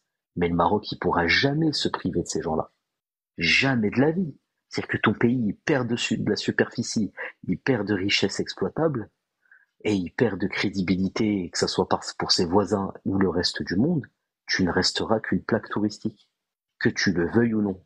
Ça va leur faire mal, ils vont en parler et jacter pendant 1 an ou 2 ans, et puis un jour ils vont se résigner. Ils vont devenir ce que le Portugal est à l'Europe. Un pays totalement excentré, qui est là parce qu'il est là. Et encore, eux, ils ont un minimum de respect par rapport au reste de l'Europe, mais ils n'ont pas vraiment d'utilité. Et ben, le Maroc, ça va être encore pire par rapport à l'Afrique. En fait, il pourra continuer ce qu'il est en train de faire actuellement. Se diriger vers les autres pays africains et parler vraiment d'égal à égal avec eux. Chose que nous, Algériens, en réalité, on ne fait plus. Et tellement on ne le fait plus, mais que certains Algériens ne sont pas conscients, on perd du temps à parler avec eux et à se comparer avec eux. En fait, on compare littéralement l'incomparable. Mais vraiment, ça veut dire que ça soit sur le plan médiatique, l'Algérie, elle s'en bat les reins du reste du monde. Que ça soit sur le plan militaire, on n'hésite pas à s'armer sans pitié, à évoluer et à former nos gens. Que ça soit sur le social, l'Algérien, il est subventionné dans tous ses produits de première nécessité. Que ça soit sur la superficie du territoire, on est un pays continent, qu'on le veuille ou non. Et que ce soit notre crédibilité aux yeux des autres pays, on discute avec eux, on va pas parler d'égal à égal quand on parle d'États-Unis, Chine ou Russie, mais on réussit à parler sur un même piédestal avec beaucoup de pays qui sont dans le top 10, top 20 du classement mondial en tant que puissance. Donc wallah, en réalité, il faut se dire que le fond, c'est nous les fautifs. Wallah il a l'adim qu'au fond, c'est nous les fautifs. On donne du crédit à un pays qui n'est plus, ou qui bientôt ne sera plus. Je dirais pas Inch'Allah parce que c'est pas très musulman de le dire, mais il ne sera plus ce pays-là. Les En tout frères, cas, le moi je vais vous président, laisser. Je Il vous n'y a pas de souhaite une souci, Jarian Space. bonne nuit, Barakallahu la fi. Saïda. ça Peut-être va. un chat. Ça a été un plaisir, Khoya. J'ai vu d'ailleurs toutes les vidéos que tu m'as partagées sur le Sahara. Alhamdoulilah, wallah, que ça réchauffe le cœur parce que je m'inquiétais pour leur sort comme pour tous les autres Algériens sur quelle que soit la wilaya dont ils sont issus. C'est Merci normal, pour le c'est partage, normal. Khoya. C'est normal, avec plaisir. Salam, mon frère Aljan. Salam alaikum, la Saïda. Alaikum salam. Merci, bonne soirée. Bienvenue, salam alaikum, les kbir. Salam alaikum à tous et à toutes. Je l'avais même pas reconnu, wallah. Non, Je me suis dit, c'est qui ce Brad Pitt sur la photo là qui est venu avec les Il lunettes a et les tout? mêmes lunettes que Doumir. ils m'ont signalé notre live et je suis en train Non, de le récupérer. Bon, l'autre live, l'autre compte, je l'ai dit, et je suis en train de le récupérer. Mais Comme de... Lekbir, ça veut dire que tu peux plus ouvrir ta caméra, bouger tes mains et dire Non, toi, petit Marocain. Non, c'est fini. non, c'est vraiment dommage. Je peux pas parce que j'ai pas 1000 personnes. Donc, j'ai pas le nombre suffisant pour ouvrir ma cam. Donc, Bekbir, c'est excuse-moi, ça. avant que tu commences, en tout cas, les Sahraouis te doivent une statue hein, quand ils prendront le Sahara. Tu sais, wallahi, je l'ai fait pour... Je sais, non, non, je dis Allah. ça pour rire, bien sûr, absolument. Je sais. Mhm. On le fait tous pour Allah subhanahu wa ta'ala. Absolument. Pour être témoin Pour le que haq, Lekbir. c'est ça, notre vivant, au moins, on va dire une vérité. Si ce n'est pas toutes les vérités, on dit au moins, voilà, on est témoin et on est contre ce que vivent les frères sahraouis et palestiniens, évidemment. On va jamais les oublier, jamais. En tout cas, j'ai beaucoup appris de toi, hein. C'est sur ce dossier-là, en tout cas. Je te Wallahi, remercie. moi, j'apprends de tous. J'apprends de tous et voilà, de beaucoup j'ai appris, de beaucoup de gens j'ai appris. Donc, oui, chapeau à ce monsieur, ce monsieur Doumer. Je l'ai écouté tout à l'heure, j'étais dans un live et je l'ai entendu parler. Dommage qu'il a subi aussi, lui aussi, les insultes de ce royaume du Maroc, du représentant marocain ou la représentante du Maroc. Il a dit qu'elle n'a pas été polie. À chaque fois, elle tapait la table, elle ne laissait pas intervenir et elle a dit même ce représentant de Chab el-Wahmi, elle parle de l'Algérie. Donc elle n'a pas dit le mot Algérie, mais le sous-entendu est là. Je salue son intelligence, je salue son savoir et je salue le grand travail qu'il a fait. Voilà, j'avoue que ce n'est pas facile. Vous savez, c'est simple, nous, quand on l'écoute parler, il nous fait montrer des documents et tout cela, on pense que c'est facile. Je vous le jure, au nom d'Allah, c'est pas facile. Puis, non, c'est une vérité. Puis, pour trouver l'information, ça prend du temps. Beaucoup de temps. Lekbir, il a apporté quoi comme une nouvelle chose? Parce que moi, j'ai beau regarder des vidéos, je sais pas si. Bon, son intervention aujourd'hui, il a parlé de l'histoire des Sahara occidental. Et historiquement. Et lui, il a dit, moi j'aime bien les gens intellectuels qui disent les choses vraies. Il dit qu'il n'est pas là pour changer quoi que ce soit, mais pour mettre aux intervenants la question du Sahara occidental historiquement. Pas légalement. Il dit que légalement, tout le monde sait que le Sahara n'est pas marocain par le droit international. Mais historiquement, c'est donner plus de crédibilité à la question du Sahara occidental. Et son travail était seulement, spécifiquement historique. Il a cité quelques références. Aujourd'hui, c'était le premier jour. Demain, il y aura un deuxième. Et Meskin, il a dit qu'il est fatigué parce que hier soir, il était dans l'obligation d'imprimer ce document pour 193 délégations. Donc, chaque délégation aura le travail grandiose de ce monsieur. Et aujourd'hui, il a parlé d'une partie de l'histoire. Mais il a dit, bon, tous les documents, je les ai donnés à toutes les délégations.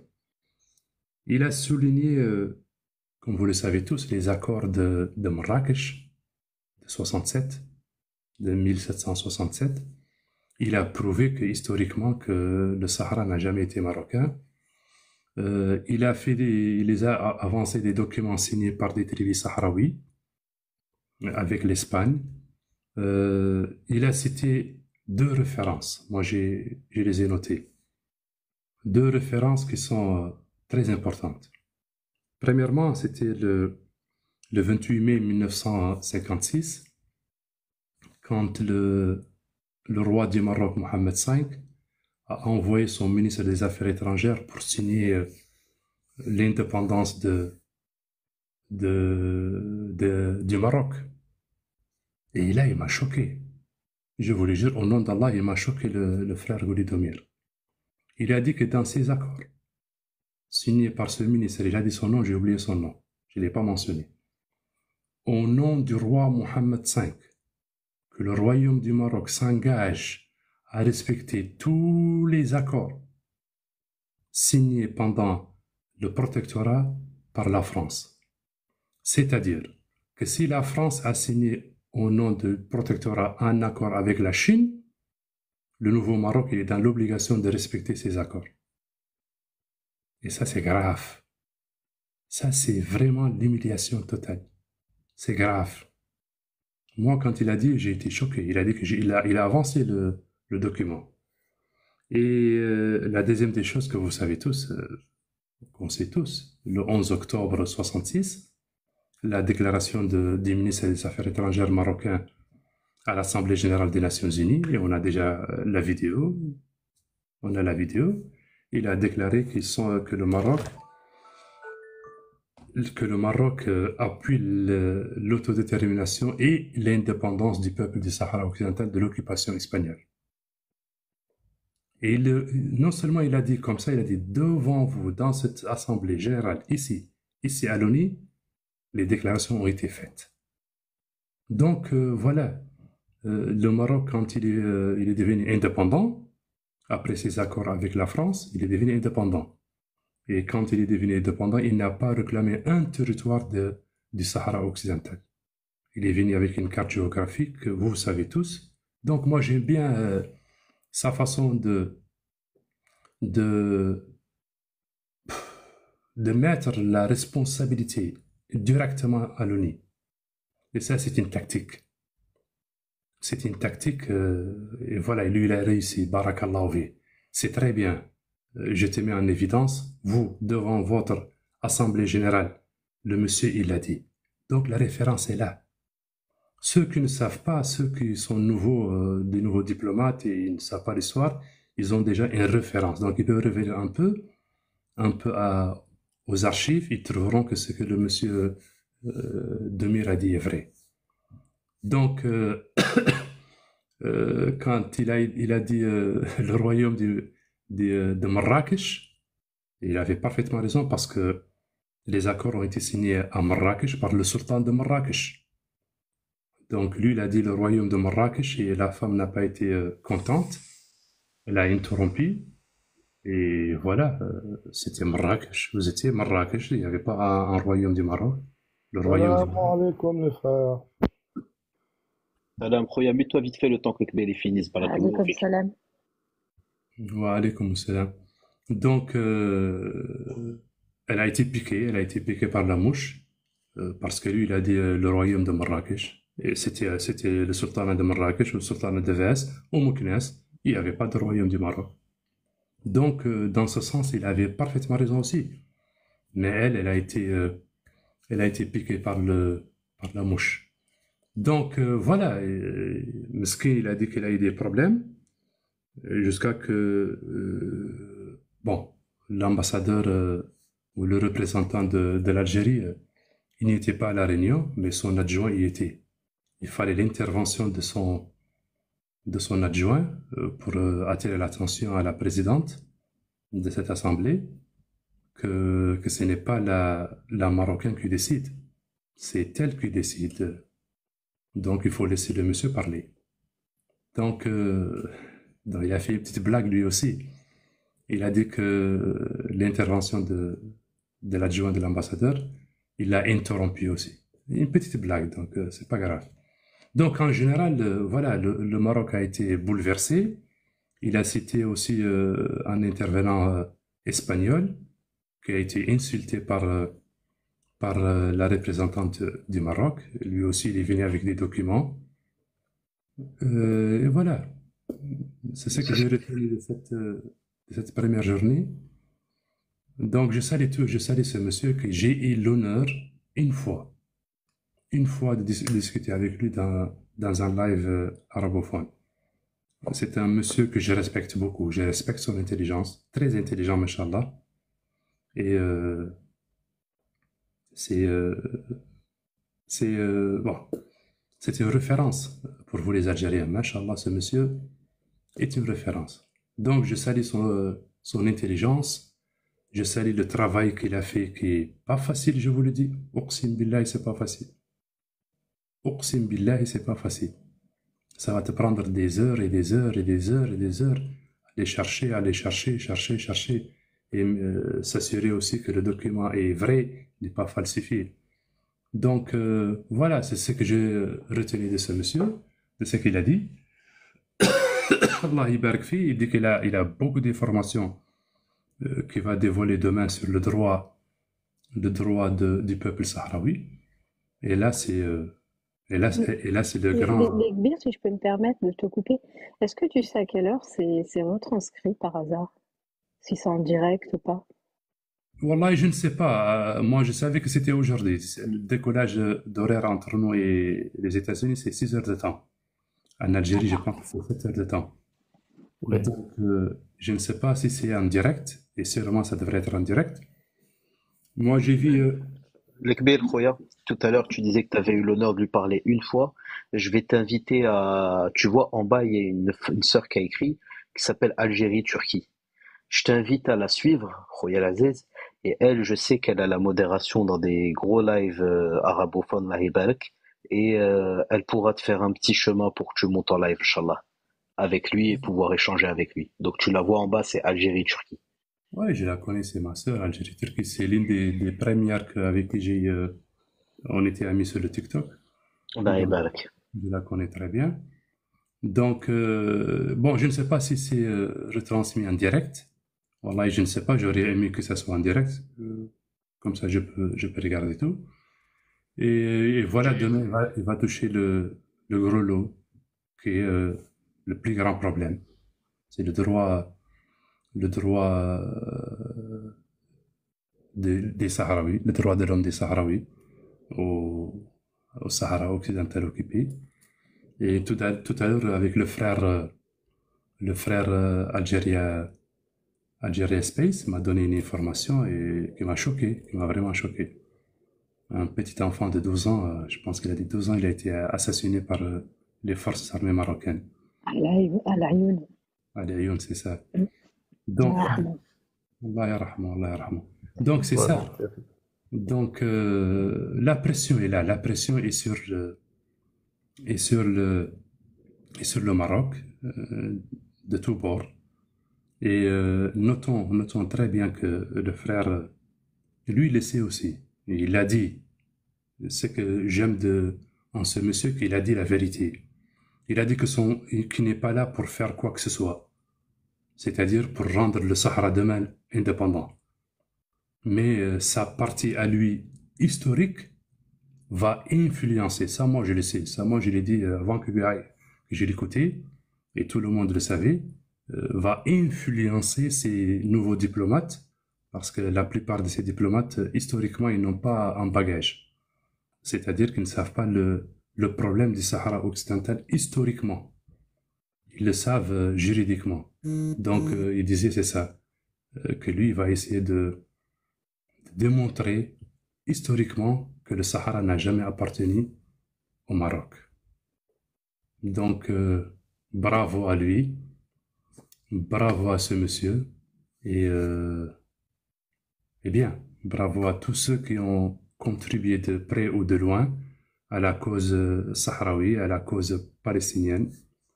Elle nous tient à cœur, je ne le cache pas. Moi, personnellement, elle me tient à cœur, et j'en doute même pas de vous. Donc voilà, le combat continue. Le combat continue. Il était avec le frère Mustapha aussi. Donc Mustapha n'a pas parlé. Parle un peu, juste une intervention ou deux. C'était un très joli live. Excellent. Beaucoup d'informations. Mais aussi, il a été un peu prudent. Et là, c'est très bien. Il n'a pas voulu dévoiler sa tactique. Ça, c'est très bien. Il a parlé seulement de son intervention. Donc, il a tellement d'informations qu'il ne veut pas dévoiler sur un live, parce que si tu dévoiles ton plan, demain tu auras un anti-plan. Donc, et ça prouve son intelligence. Ça prouve que c'est un monsieur très intelligent, Salam alaikum, j'aurais une question pour le frère Lakbir. Excuse-moi si me trompe. Lakbir Bleg. الكبير ça suffit خويا كبير الكبير والله. برك. Wallah, السلام عليكم بيبي. masha'Allah, frère, franchement, ce que tu sors de ta bouche, c'est du miel. Alors, intellectuellement, on va dire correctement, ça veut dire, moi, je vous le dis tout de suite, je suis marocain. Mais comment tu parles, mon frère? Masha'Allah. Il n'y a aucun gros mot, il n'y a aucun injure, il n'y a aucun. On voit que tu es une personne d'intellectuel, intégré, politique, c'est ton droit, mais avec beaucoup de hikmah, avec beaucoup de respect. Et je vais continuer à vous écouter. Inch'Allah. Merci, merci, monsieur Wallah, Bibi. mon frère. Wallah, al-Radim, mon frère, j'ai fait des lives. Il n'y a pas beaucoup de personnes intellectuellement qui sont capables d'expliquer une situation. Et tu as touché une chose, mon frère, et c'est vrai, comme tu as dit, il y a le Sahara dont tu parles, et tu as dit, et tu as soulevé un bon truc, tu as dit, et il y a la Palestine. Parce que pour moi, il y a des choses plus importantes à régler en ce moment, en termes de, on va dire, priorité. Tout le monde sait qu'on a tous des priorités. Il y en a, ça va être les factures, il y en a, ça va être. Mais nous, là, en ce moment, est-ce que la priorité, c'est la bagarre qu'ils ont, les politiques, pour un terrain, que je t'avoue que moi, j'en ai complètement rien à foutre, ou nos frères qui sont en train de se faire, on va dire, laver, tu vois? Il y a des priorités, et malheureusement, dans chaque live que tu vas, je n'approuve pas comment les personnes peuvent se parler entre eux. L'Algérien, c'est pas mon frère, c'est mon jumeau. L'Algérien, c'est moi-même. Celui qui dit le contraire, il n'a rien compris à l'histoire. Il n'a rien compris à sa propre religion et il n'a rien compris à son sang. Celui qui me dit que l'Algérien, c'est pas le jumeau du Marocain, il a le droit de le penser. Il a le droit, c'est son droit. Maintenant, on va dire que politiquement, ils se prennent le chou pour un truc. Mais est-ce que ça donne le droit à des personnes d'insulter des parents, des grands-pères, des trucs, de dire que la personne même, elle est, comment ils disent, kafir, et ils ont Bibi, des mots Bibi, durs, excuse-moi. Oui, Bibi, machin. là, c'est l'autre qui te parle. Est-ce qu'on pourrait revenir au sujet, s'il te plaît? Parce que là, c'est pas, en l'occurrence, là, ce n'est pas un live où ça insulte, ça discute dans le calme. Moi, c'est pour ça que j'ai Mais demandé justement, à juste dire merci aux frères et je il voulais n'y a pas de écouter. souci, il n'y a pas de Voilà. problème. Merci, Bibi. Je vais faire intervenir Merci, aussi merci à Barry. toi, ma soeur. Merci. Barry, salam Merci, alaikum. merci, Et خويا merci Salam Bibi. de alaikum. bien aussi. Salam alaikum à tout le monde. Merci ma Voilà. sœur et merci à mes frères et sœurs qui sont là dans le guest. Eh bien, écoutez, moi, le vendredi, j'ai eu l'honneur de monter avec le docteur Domir et Mustapha chez notre frère Madara. Comme vous le savez, je suis journaliste algérien et j'ai eu le privilège de monter, de lui poser quelques questions concernant, parce qu'il était à New York, il venait d'arriver à New York, et excusez-moi. Et j'ai eu l'occasion de lui poser deux questions. La première question, c'est comment il se ressource de ces informations qu'il a, parce que vous savez qu'il est parti avec 4000 documents qu'il a réunis, parce qu'il s'est déplacé à Tindouf, il a vu le camp des réfugiés, et là, il a eu des informations très importantes. Alors, je lui ai posé la question, comment vous avez comment vous faites votre recherche? Vous savez qu'est-ce qu'il m'a dit? Et c'est unique. Vous savez, j'ai fait plein d'interviews avec des historiens, mais ce qu'il m'a dit, c'est qu'il m'a dit, j'ai fait une recherche scientifique.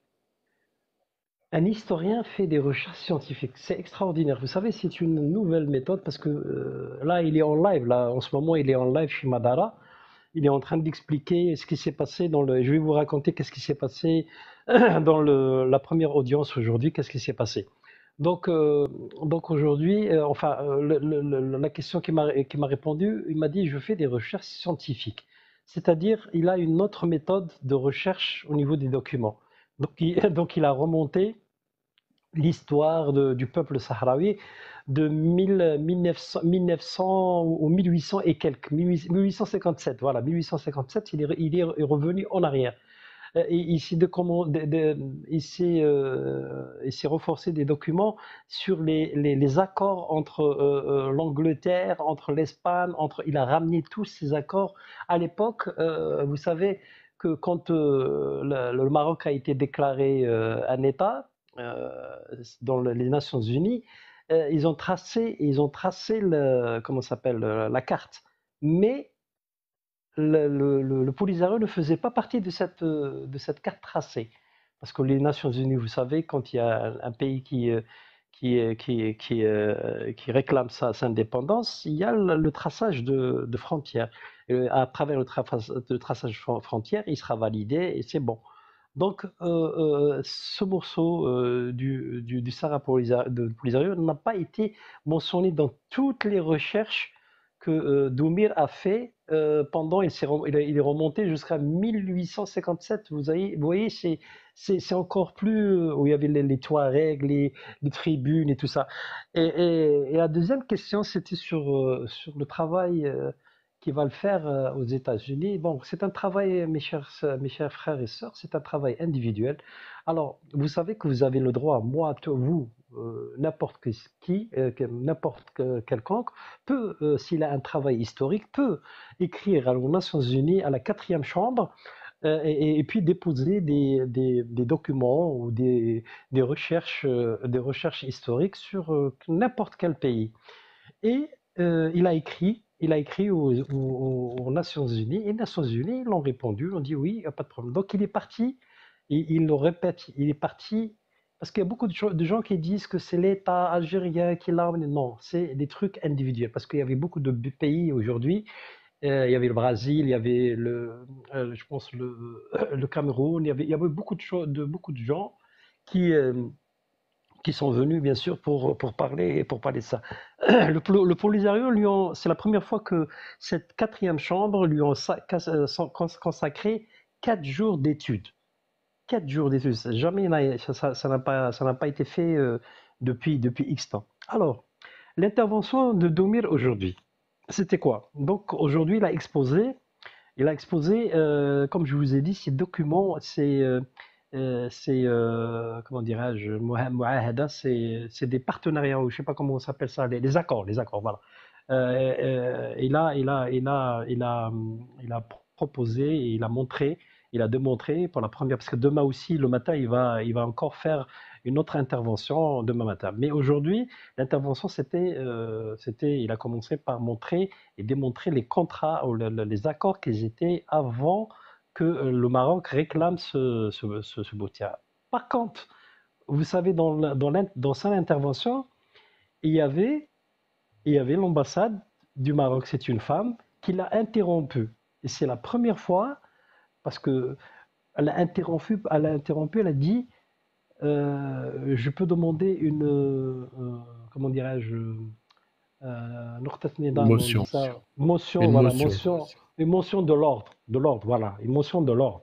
Elle a demandé à la présidente une motion de l'ordre.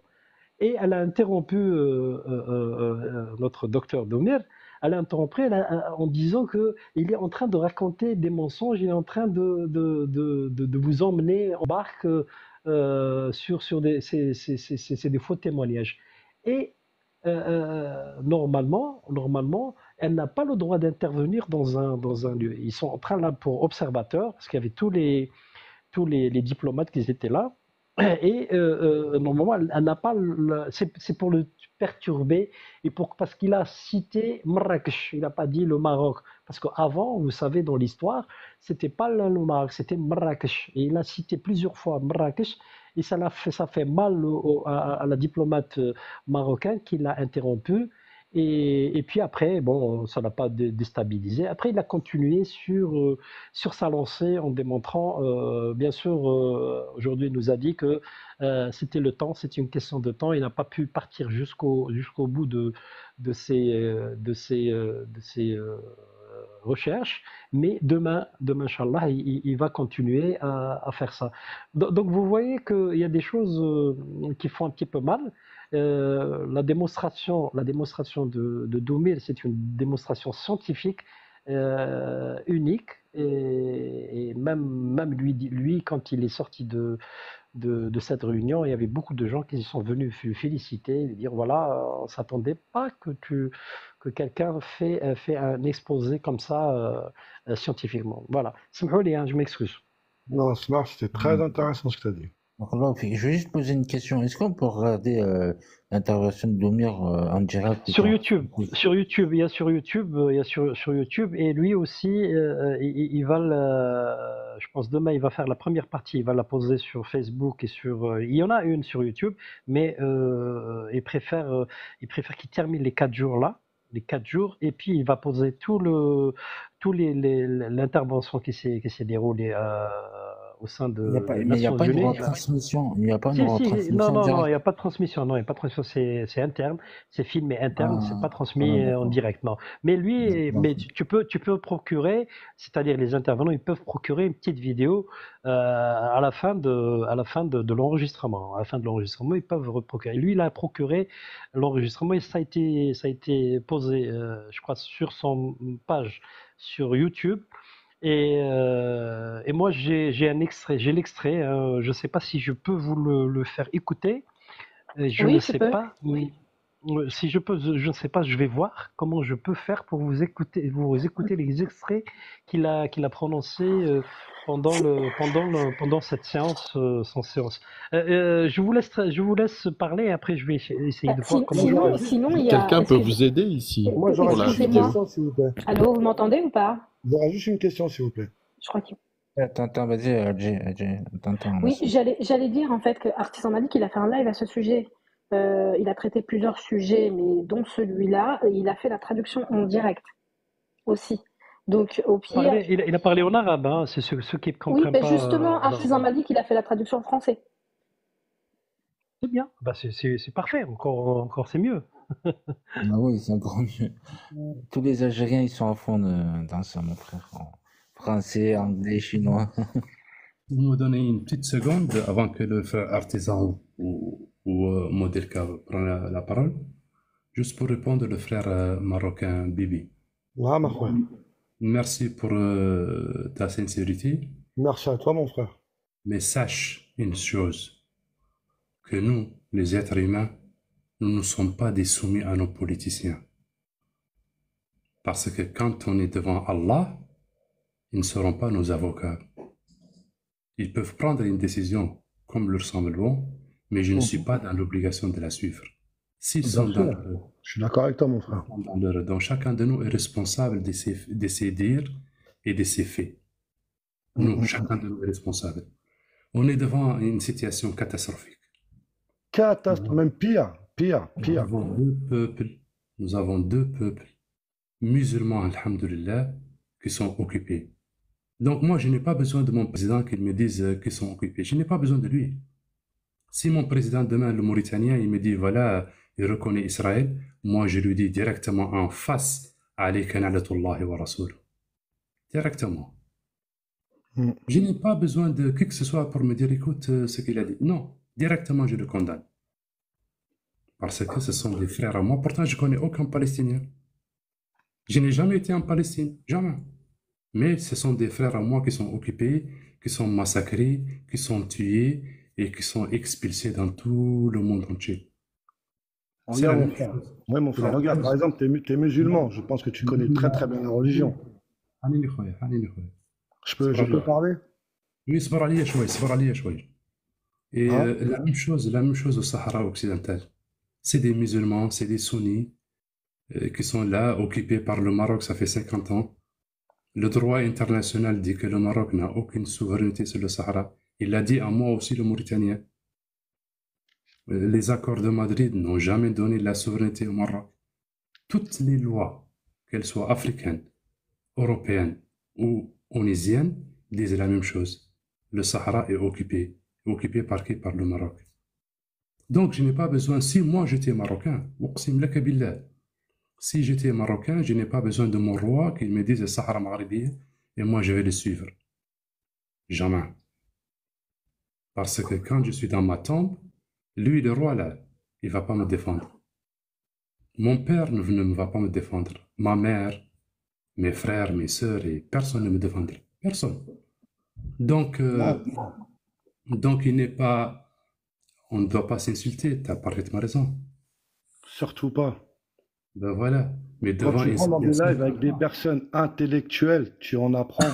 Malheureusement, dans beaucoup de lives, ils font que s'insulter. Mais tu dois comprendre l'autre qui défend une cause qui est juste et un autre qui vient lui dire non, c'est faux, c'est faux, c'est faux. À un moment donné, on perd les nerfs. On perd les nerfs. Salam Bien sûr. alaikum. Comme salam. Mais moi, ce que je voulais te dire, mon frère, c'est que religieusement, est-ce que je vais rendre des actes sur ce que mon roi fait? Donc, si mon roi il boit, je vais rendre des actes avec lui. Exactement, si votre roi te dit que le Sahara est marocain, toi, tu dois le dire. Non, c'est pas ma question, mon frère, c'est pas ma question. Je te dis, est-ce que si mon roi fait des choses, est-ce que je vais rendre compte avec lui? Pas du tout, c'est ce que j'ai dit. Pas du tout. Merci, mon frère. Est-ce que Moi, votre regarde, roi par vous exemple, dit... je te donne un exemple. Moi, j'habite en France. Là, Écoutez-moi nous, bien. les C'est personnes un qui habitent en exemple. France, ils ont un autre jugement là-dessus. Ils ont un autre jugement sur ce qui se passe. Nous Est-ce que tu avons... comprends?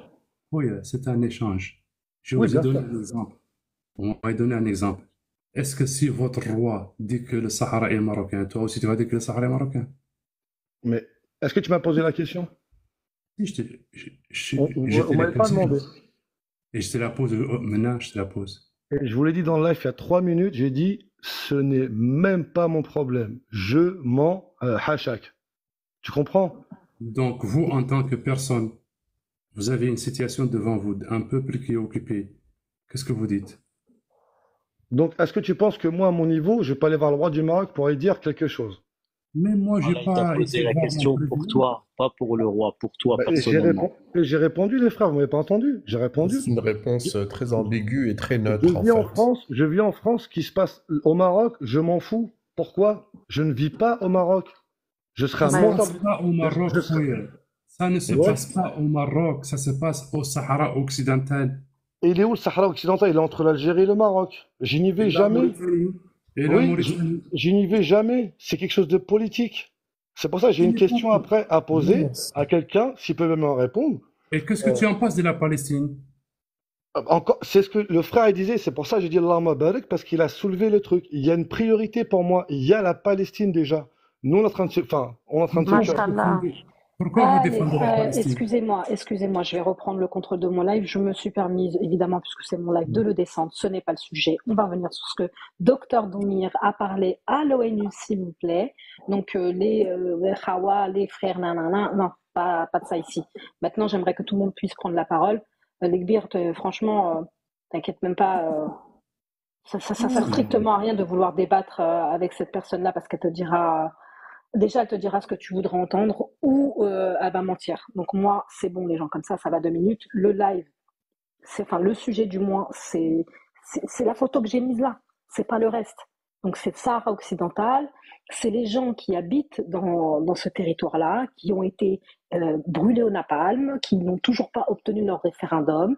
Point barre. Et c'est les documents que Mohamed Doumir, l'excellent Mohamed Doumir, a présenté à l'ONU aujourd'hui et qui continuera de le faire encore demain.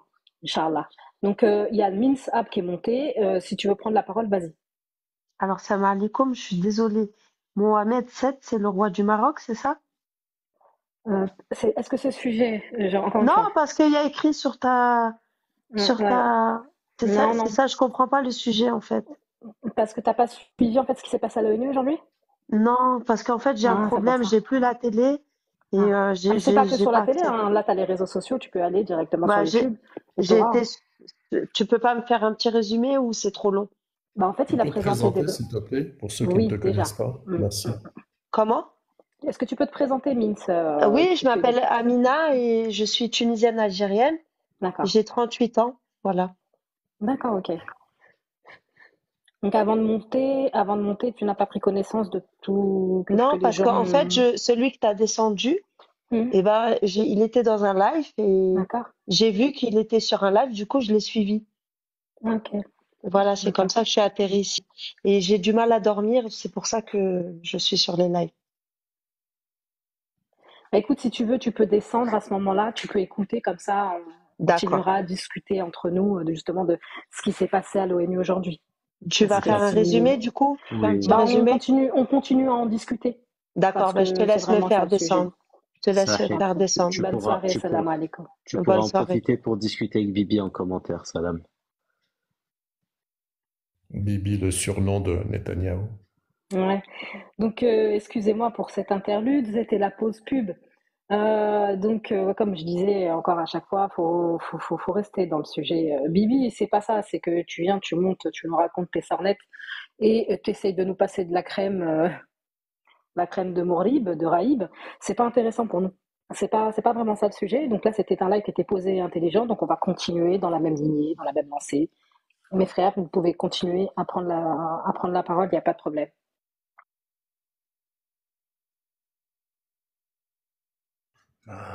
S'il y a quelqu'un qui veut prendre la parole, qui prenne la parole. De toute façon, je vais pas tarder à clôturer parce que même moi, j'ai rendez-vous tout à l'heure. Kadouakel, tu t'es endormi, artisan, quoi? Non, je suis là, je vous écoute. Si tu veux prendre la parole, Khoya, ça fait longtemps que t'as pas entendu, ou là, Omar, libre Yada, Non, je suis captivé par ce qui est dit, hein. C'est super juste, donc j'écoute. On verra si quelqu'un veut prendre la parole. Je pense que tout a été dit de toute façon. Enfin, tout a été dit. Il y a plein de choses qui ont été dites et ça fait frémir un petit peu tout ça. C'est vrai que c'est un poids ce qu'il a fait Doumer, donc j'écoute. C'est super intéressant parce que les points de vue, c'est vrai qu'on se rend peut-être pas compte de ce qui s'est passé vraiment dans l'enceinte de l'ONU. Mais ça risque de faire beaucoup parler. Je pense qu'il y a des réactions agressives de la part du Marsen là ces jours-ci contre Doumer et contre l'Algérie et ça va être sportif, ça va être marrant. Donc je vous écoute et je reprendrai la parole peut-être après, frère. De toute façon, on a l'habitude de gérer. Vas-y, Omar, mon frère. Moi, j'ai une question, c'est tout. Cette intervention et tout ça, est-ce que ça va forcer le Maroc à faire son référendum? Parce que, admettons, il y a les 4 jours qui passent, et en fin de compte, le Maroc s'entête à pas faire le référendum. En fin de compte, ces 4 jours, ils vont servir à quoi? Et est-ce qu'il peut être sanctionné ou des trucs comme ça? C'est ça que je veux savoir. En vrai. Oui, le rôle, oui, je peux répondre à ça si vous permettez. Je peux répondre. Bien sûr, si vous voulez, Barry, vas-y, il n'y a pas de problème. Oui, alors la quatrième chambre, c'est une chambre où n'importe qui, hein, que vous ou moi, on a des éléments supplémentaires pour un dossier de quelconque problème entre États, on peut l'exposer, bien sûr, scientifiquement ou avec des recherches. Alors, les 4 jours, bien sûr, les 4 jours là, ils vont exposer. Et après, il y aura une commission qui va étudier est-ce que ces informations sont justes ou pas, c'est-à-dire si elles sont fausses ou pas. Après, si il s'avère que ces informations sont vraiment justes et il n'y a pas d'ambiguïté, ils seront rajoutés dans le dossier du Sahara occidental, c'est-à-dire c'est un document de plus. Une preuve de plus pour nos frères sahraouis, c'est-à-dire un appui historique. Et c'est ça que je pense que le peuple sahraoui, ces documents, c'est très important. Ce qu'il a fait aujourd'hui, notre cher frère et confrère Doumir, c'est extraordinaire parce qu'il a ramené une autre preuve de comme quoi le Sahara occidental était déjà un pays libre, démocratique, et il n'était pas soumis à l'État ou au royaume marocain. Donc, avec des preuves, comme je vous ai dit, avec des titres, avec des accords, avec plein de choses. Donc, il y a ce document, ce dossier, c'est 4000 documents qui est parti les chercher et qu'il a, bien sûr, il les a eu le mois de mai. Depuis mai, il est en train de vérifier toutes les informations. Et une fois qu'il a vérifié toutes les informations, donc il a écrit aux Nations Unies qu'il y a encore des preuves concernant ce conflit entre le Maroc et nos frères du Polisario. Donc voilà comment ça se passe. Après, j'ai dit si il s'avère que ces informations sont justes, ils vont être rajoutés au dossier de nos frères Polisario, voilà, aux Nations Unies. Pour compléter. Vas-y, les bières, vas-y. Merci, ma sœur. Pour compléter ce que le frère Barry a dit, cette commission ne changera absolument rien du tout. Cette commission, elle est en train d'écouter. Son rôle, c'est de faire un rapport. son rapport il sera transmis au secrétaire général des Nations Unies. Comme aussi le rapport qui va être transmis d'ici quelques jours par l'envoyé spécial du secrétaire général des Nations Unies au Sahara occidental, Dim Mistura. Vous avez vu qu'il a fait un voyage, et ça fait quelques mois, pas aujourd'hui, ça fait quelques mois qu'il a visité quelques pays d'Afrique, surtout d'Afrique. Je citerai par exemple l'Afrique du Sud, pour avoir des contacts, pour avoir une solution, trouver une solution. Donc lui aussi va faire son rapport. Aujourd'hui, à l'heure qu'on parle, il y a une autre commission, de la 4e commission, qui enquête sur le Sahara occidental occupé. Aujourd'hui, à l'heure que je vous parle, ils sont présents.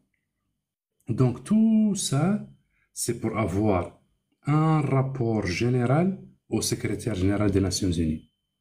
S'il y a des modifications, s'il y a des... comme l'a dit le frère Olibari, s'il y a un changement, s'il y a une pièce qui manquait, donc tout cela, lui va le faire, va le préparer, et ce sera lui qui sera devant le Conseil de sécurité des Nations Unies pour exposer tout ce qui s'est passé ou ce qui va se passer et tout cela. Donc lui va faire son rapport général à au Conseil de sécurité des Nations Unies, et c'est de là-bas qu'ils vont prendre une décision. Comme toujours, ils le font toujours. Aujourd'hui, on sait que le cas du Sahara occidental, politiquement, ils ont gagné des batailles incroyables. Des batailles politiques incroyables, Inch'Allah. Et la dernière, je citerai la Cour européenne de justice. C'était une bataille, Mashallah. Une bataille, cette Cour européenne dit clairement, noir sur blanc, aucune souveraineté marocaine sur le Sahara occidental. Donc, quand on regarde, nous avons 3 institutions africaines, européennes et internationales, qui est la Cour internationale de justice. Les 3 disent la même chose. Pas de souveraineté sur le Sahara occidental de la part du Maroc. Le Sahara est occupé. Donc, ça va jouer. Ça va basculer le problème du Sahara occidental. Ça va basculer. Il propose une solution politique entre les deux États, les Sahraouis et les Marocains. Dans toute solution, dans toute guerre, il y a toujours eu des solutions politiques. Toujours. Maintenant, c'est quand les Marocains ils voient qu'ils sont dans l'obligation de l'accepter, ils seront là, ils vont discuter avec les Sahraouis sur beaucoup de points. Beaucoup de points. Ils vont s'entendre sur ces points. Une fois qu'ils sont entendus, le référendum, c'est 5 minutes.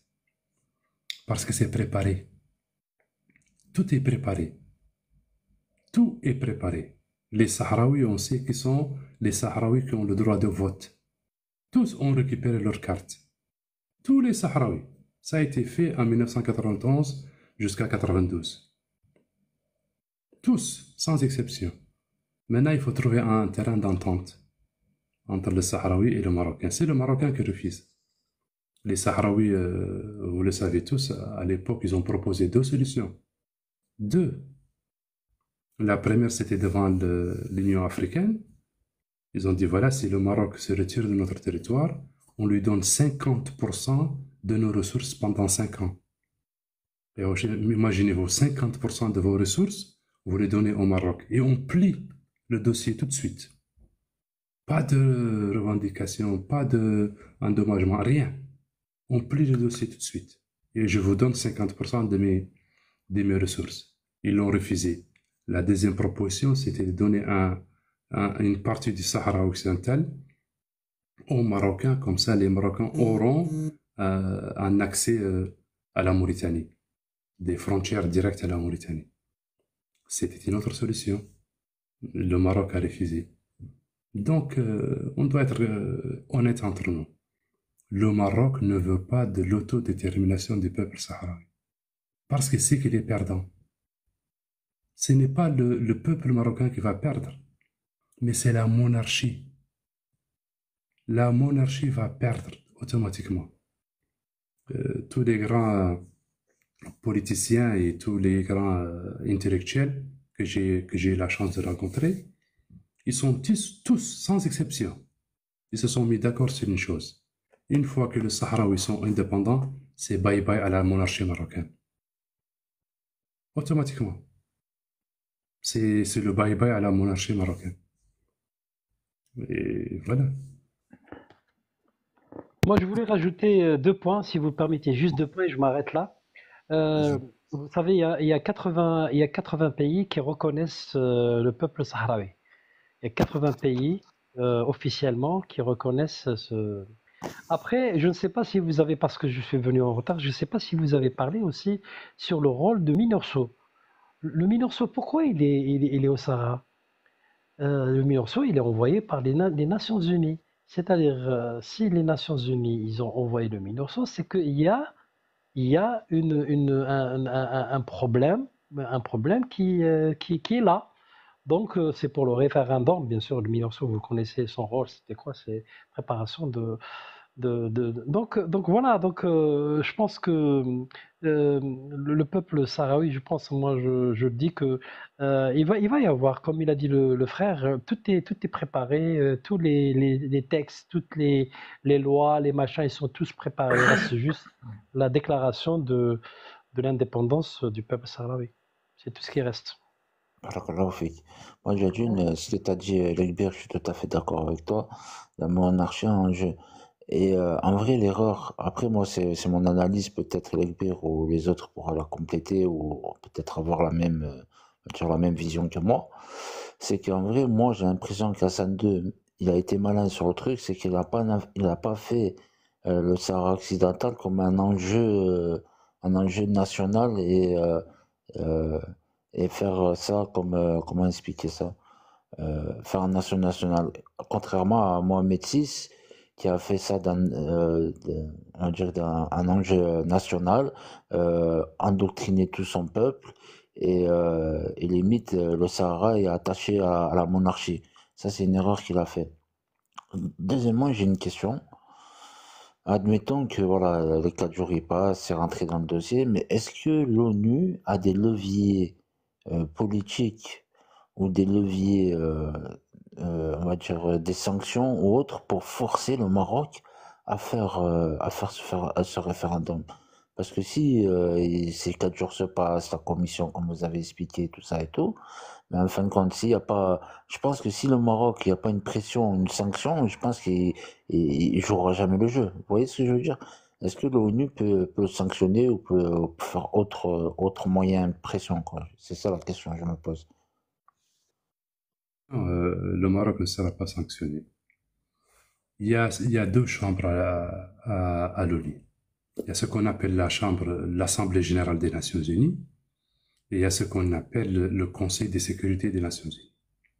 Chacun d'eux a un rôle. Le rôle de l'Assemblée générale des Nations Unies, c'est préparer des résolutions. Et ces résolutions vont passer au Conseil de sécurité des Nations Unies, qui est l'exécutif. Donc, toutes les résolutions sont rejetées ou sont acceptées par le Conseil de sécurité des Nations Unies. Si le Conseil demain voit et vote une résolution de l'ONU qui demande l'application du référendum d'autodétermination du peuple sahraoui, et ceci est voté par le Conseil de sécurité des Nations Unies, il sera obligatoire. Et même, s'il le faut, l'appliquer par la force, c'est-à-dire la force de l'ONU, une armée des casques bleus sous l'égide de l'ONU, pour imposer l'application de cette résolution. Donc c'est ça, la procédure. Maintenant, vous voyez, on a vu tellement de résolutions qui sont votées par l'Assemblée générale des Nations Unies, mais une fois arrivé à l'exécutif, on bloque. Tout ce qui est bloqué est rejeté à la poubelle. Il n'a pas de valeur. Le monde dit, voilà, un pays de ces conseils de sécurité des Nations Unies, il bloque tout. Donc, ça reste seulement une résolution qui n'est pas applicable. Et c'est toujours c'est la France, les États-Unis d'Amérique et les 5 pays que vous connaissez qui bloquent tout. Je prends l'exemple d'Israël. Israël, il y a plus de 100 résolutions qui condamnent Israël. Aucune d'elles n'a été approuvée. Aucune. Ça passe au Conseil de sécurité des Nations Unies, bloqué par les États-Unis d'Amérique. Tout de suite. Et tout récemment, vous avez vu que le monde entier a voté pour l'indépendance ou la reconnaissance de l'État palestinien. On l'a vu, c'était une victoire. Mais une fois arrivé au Conseil de sécurité des Nations Unies, ça a été bloqué. Bloqué par qui? Par les Américains. Donc c'est ça le problème. Le Maroc n'est absolument rien du tout pour être sanctionné ou pas. Une décision du Conseil, oui, et ça sera appliqué. Voilà, qui protège ces deux pays, Israël et le Maroc? C'est la France et les États-Unis d'Amérique. Donc le problème est là, khouya. Le problème, c'est le Conseil de sécurité des Nations Unies. Pour leurs intérêts à eux, propres. Voilà, ils jouent avec le monde. C'est un jeu de poker. J'avance, tu donnes, tu me donnes, je te donne, et puis voilà, business. Ils s'en fichent de ces peuples qui crèvent. C'est pas leur souci. C'est pas leur souci. Donc, la sanction, il n'y aura pas de sanction. Mais si cette résolution sera adoptée par le Conseil de sécurité des Nations Unies, là, c'est fini. Niet, c'est fini. C'est fini. Ils seront dans l'obligation de la pratiquer. Si maintenant les Marocains ne la pratiquent pas, une intervention militaire, directement. Ils vont débarquer au Sahara occidental et chasser tous les Marocains. Tous les soldats marocains, voilà. Donc c'est ça, pas plus ni moins. Ouais, mais je pense que... Je sais pas si vous êtes comme Delka, si tu veux parler, mon frère, tu veux prendre la parole. Je vais clôturer, je vais pas tarder à clôturer là, justement. Donc, n'hésitez pas si vous voulez reprendre la parole, là, mais dans 2-3 minutes, là, je ferme. Parfait, alors, allez-y. oui, alors je vais faire court. Algérie-Turquie. Fais attention à lui. On lui fait pas confiance. Tu parles de qui? Non, je parle à Algérie-Turquie. Elle sait de qui je parle. Elle sait de qui je parle.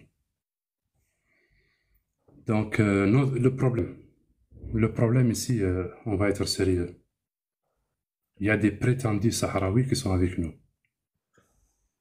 Des prétendus sahraouis qui sont avec nous. Ils ont découvert que c'était des pions d'El Marsen.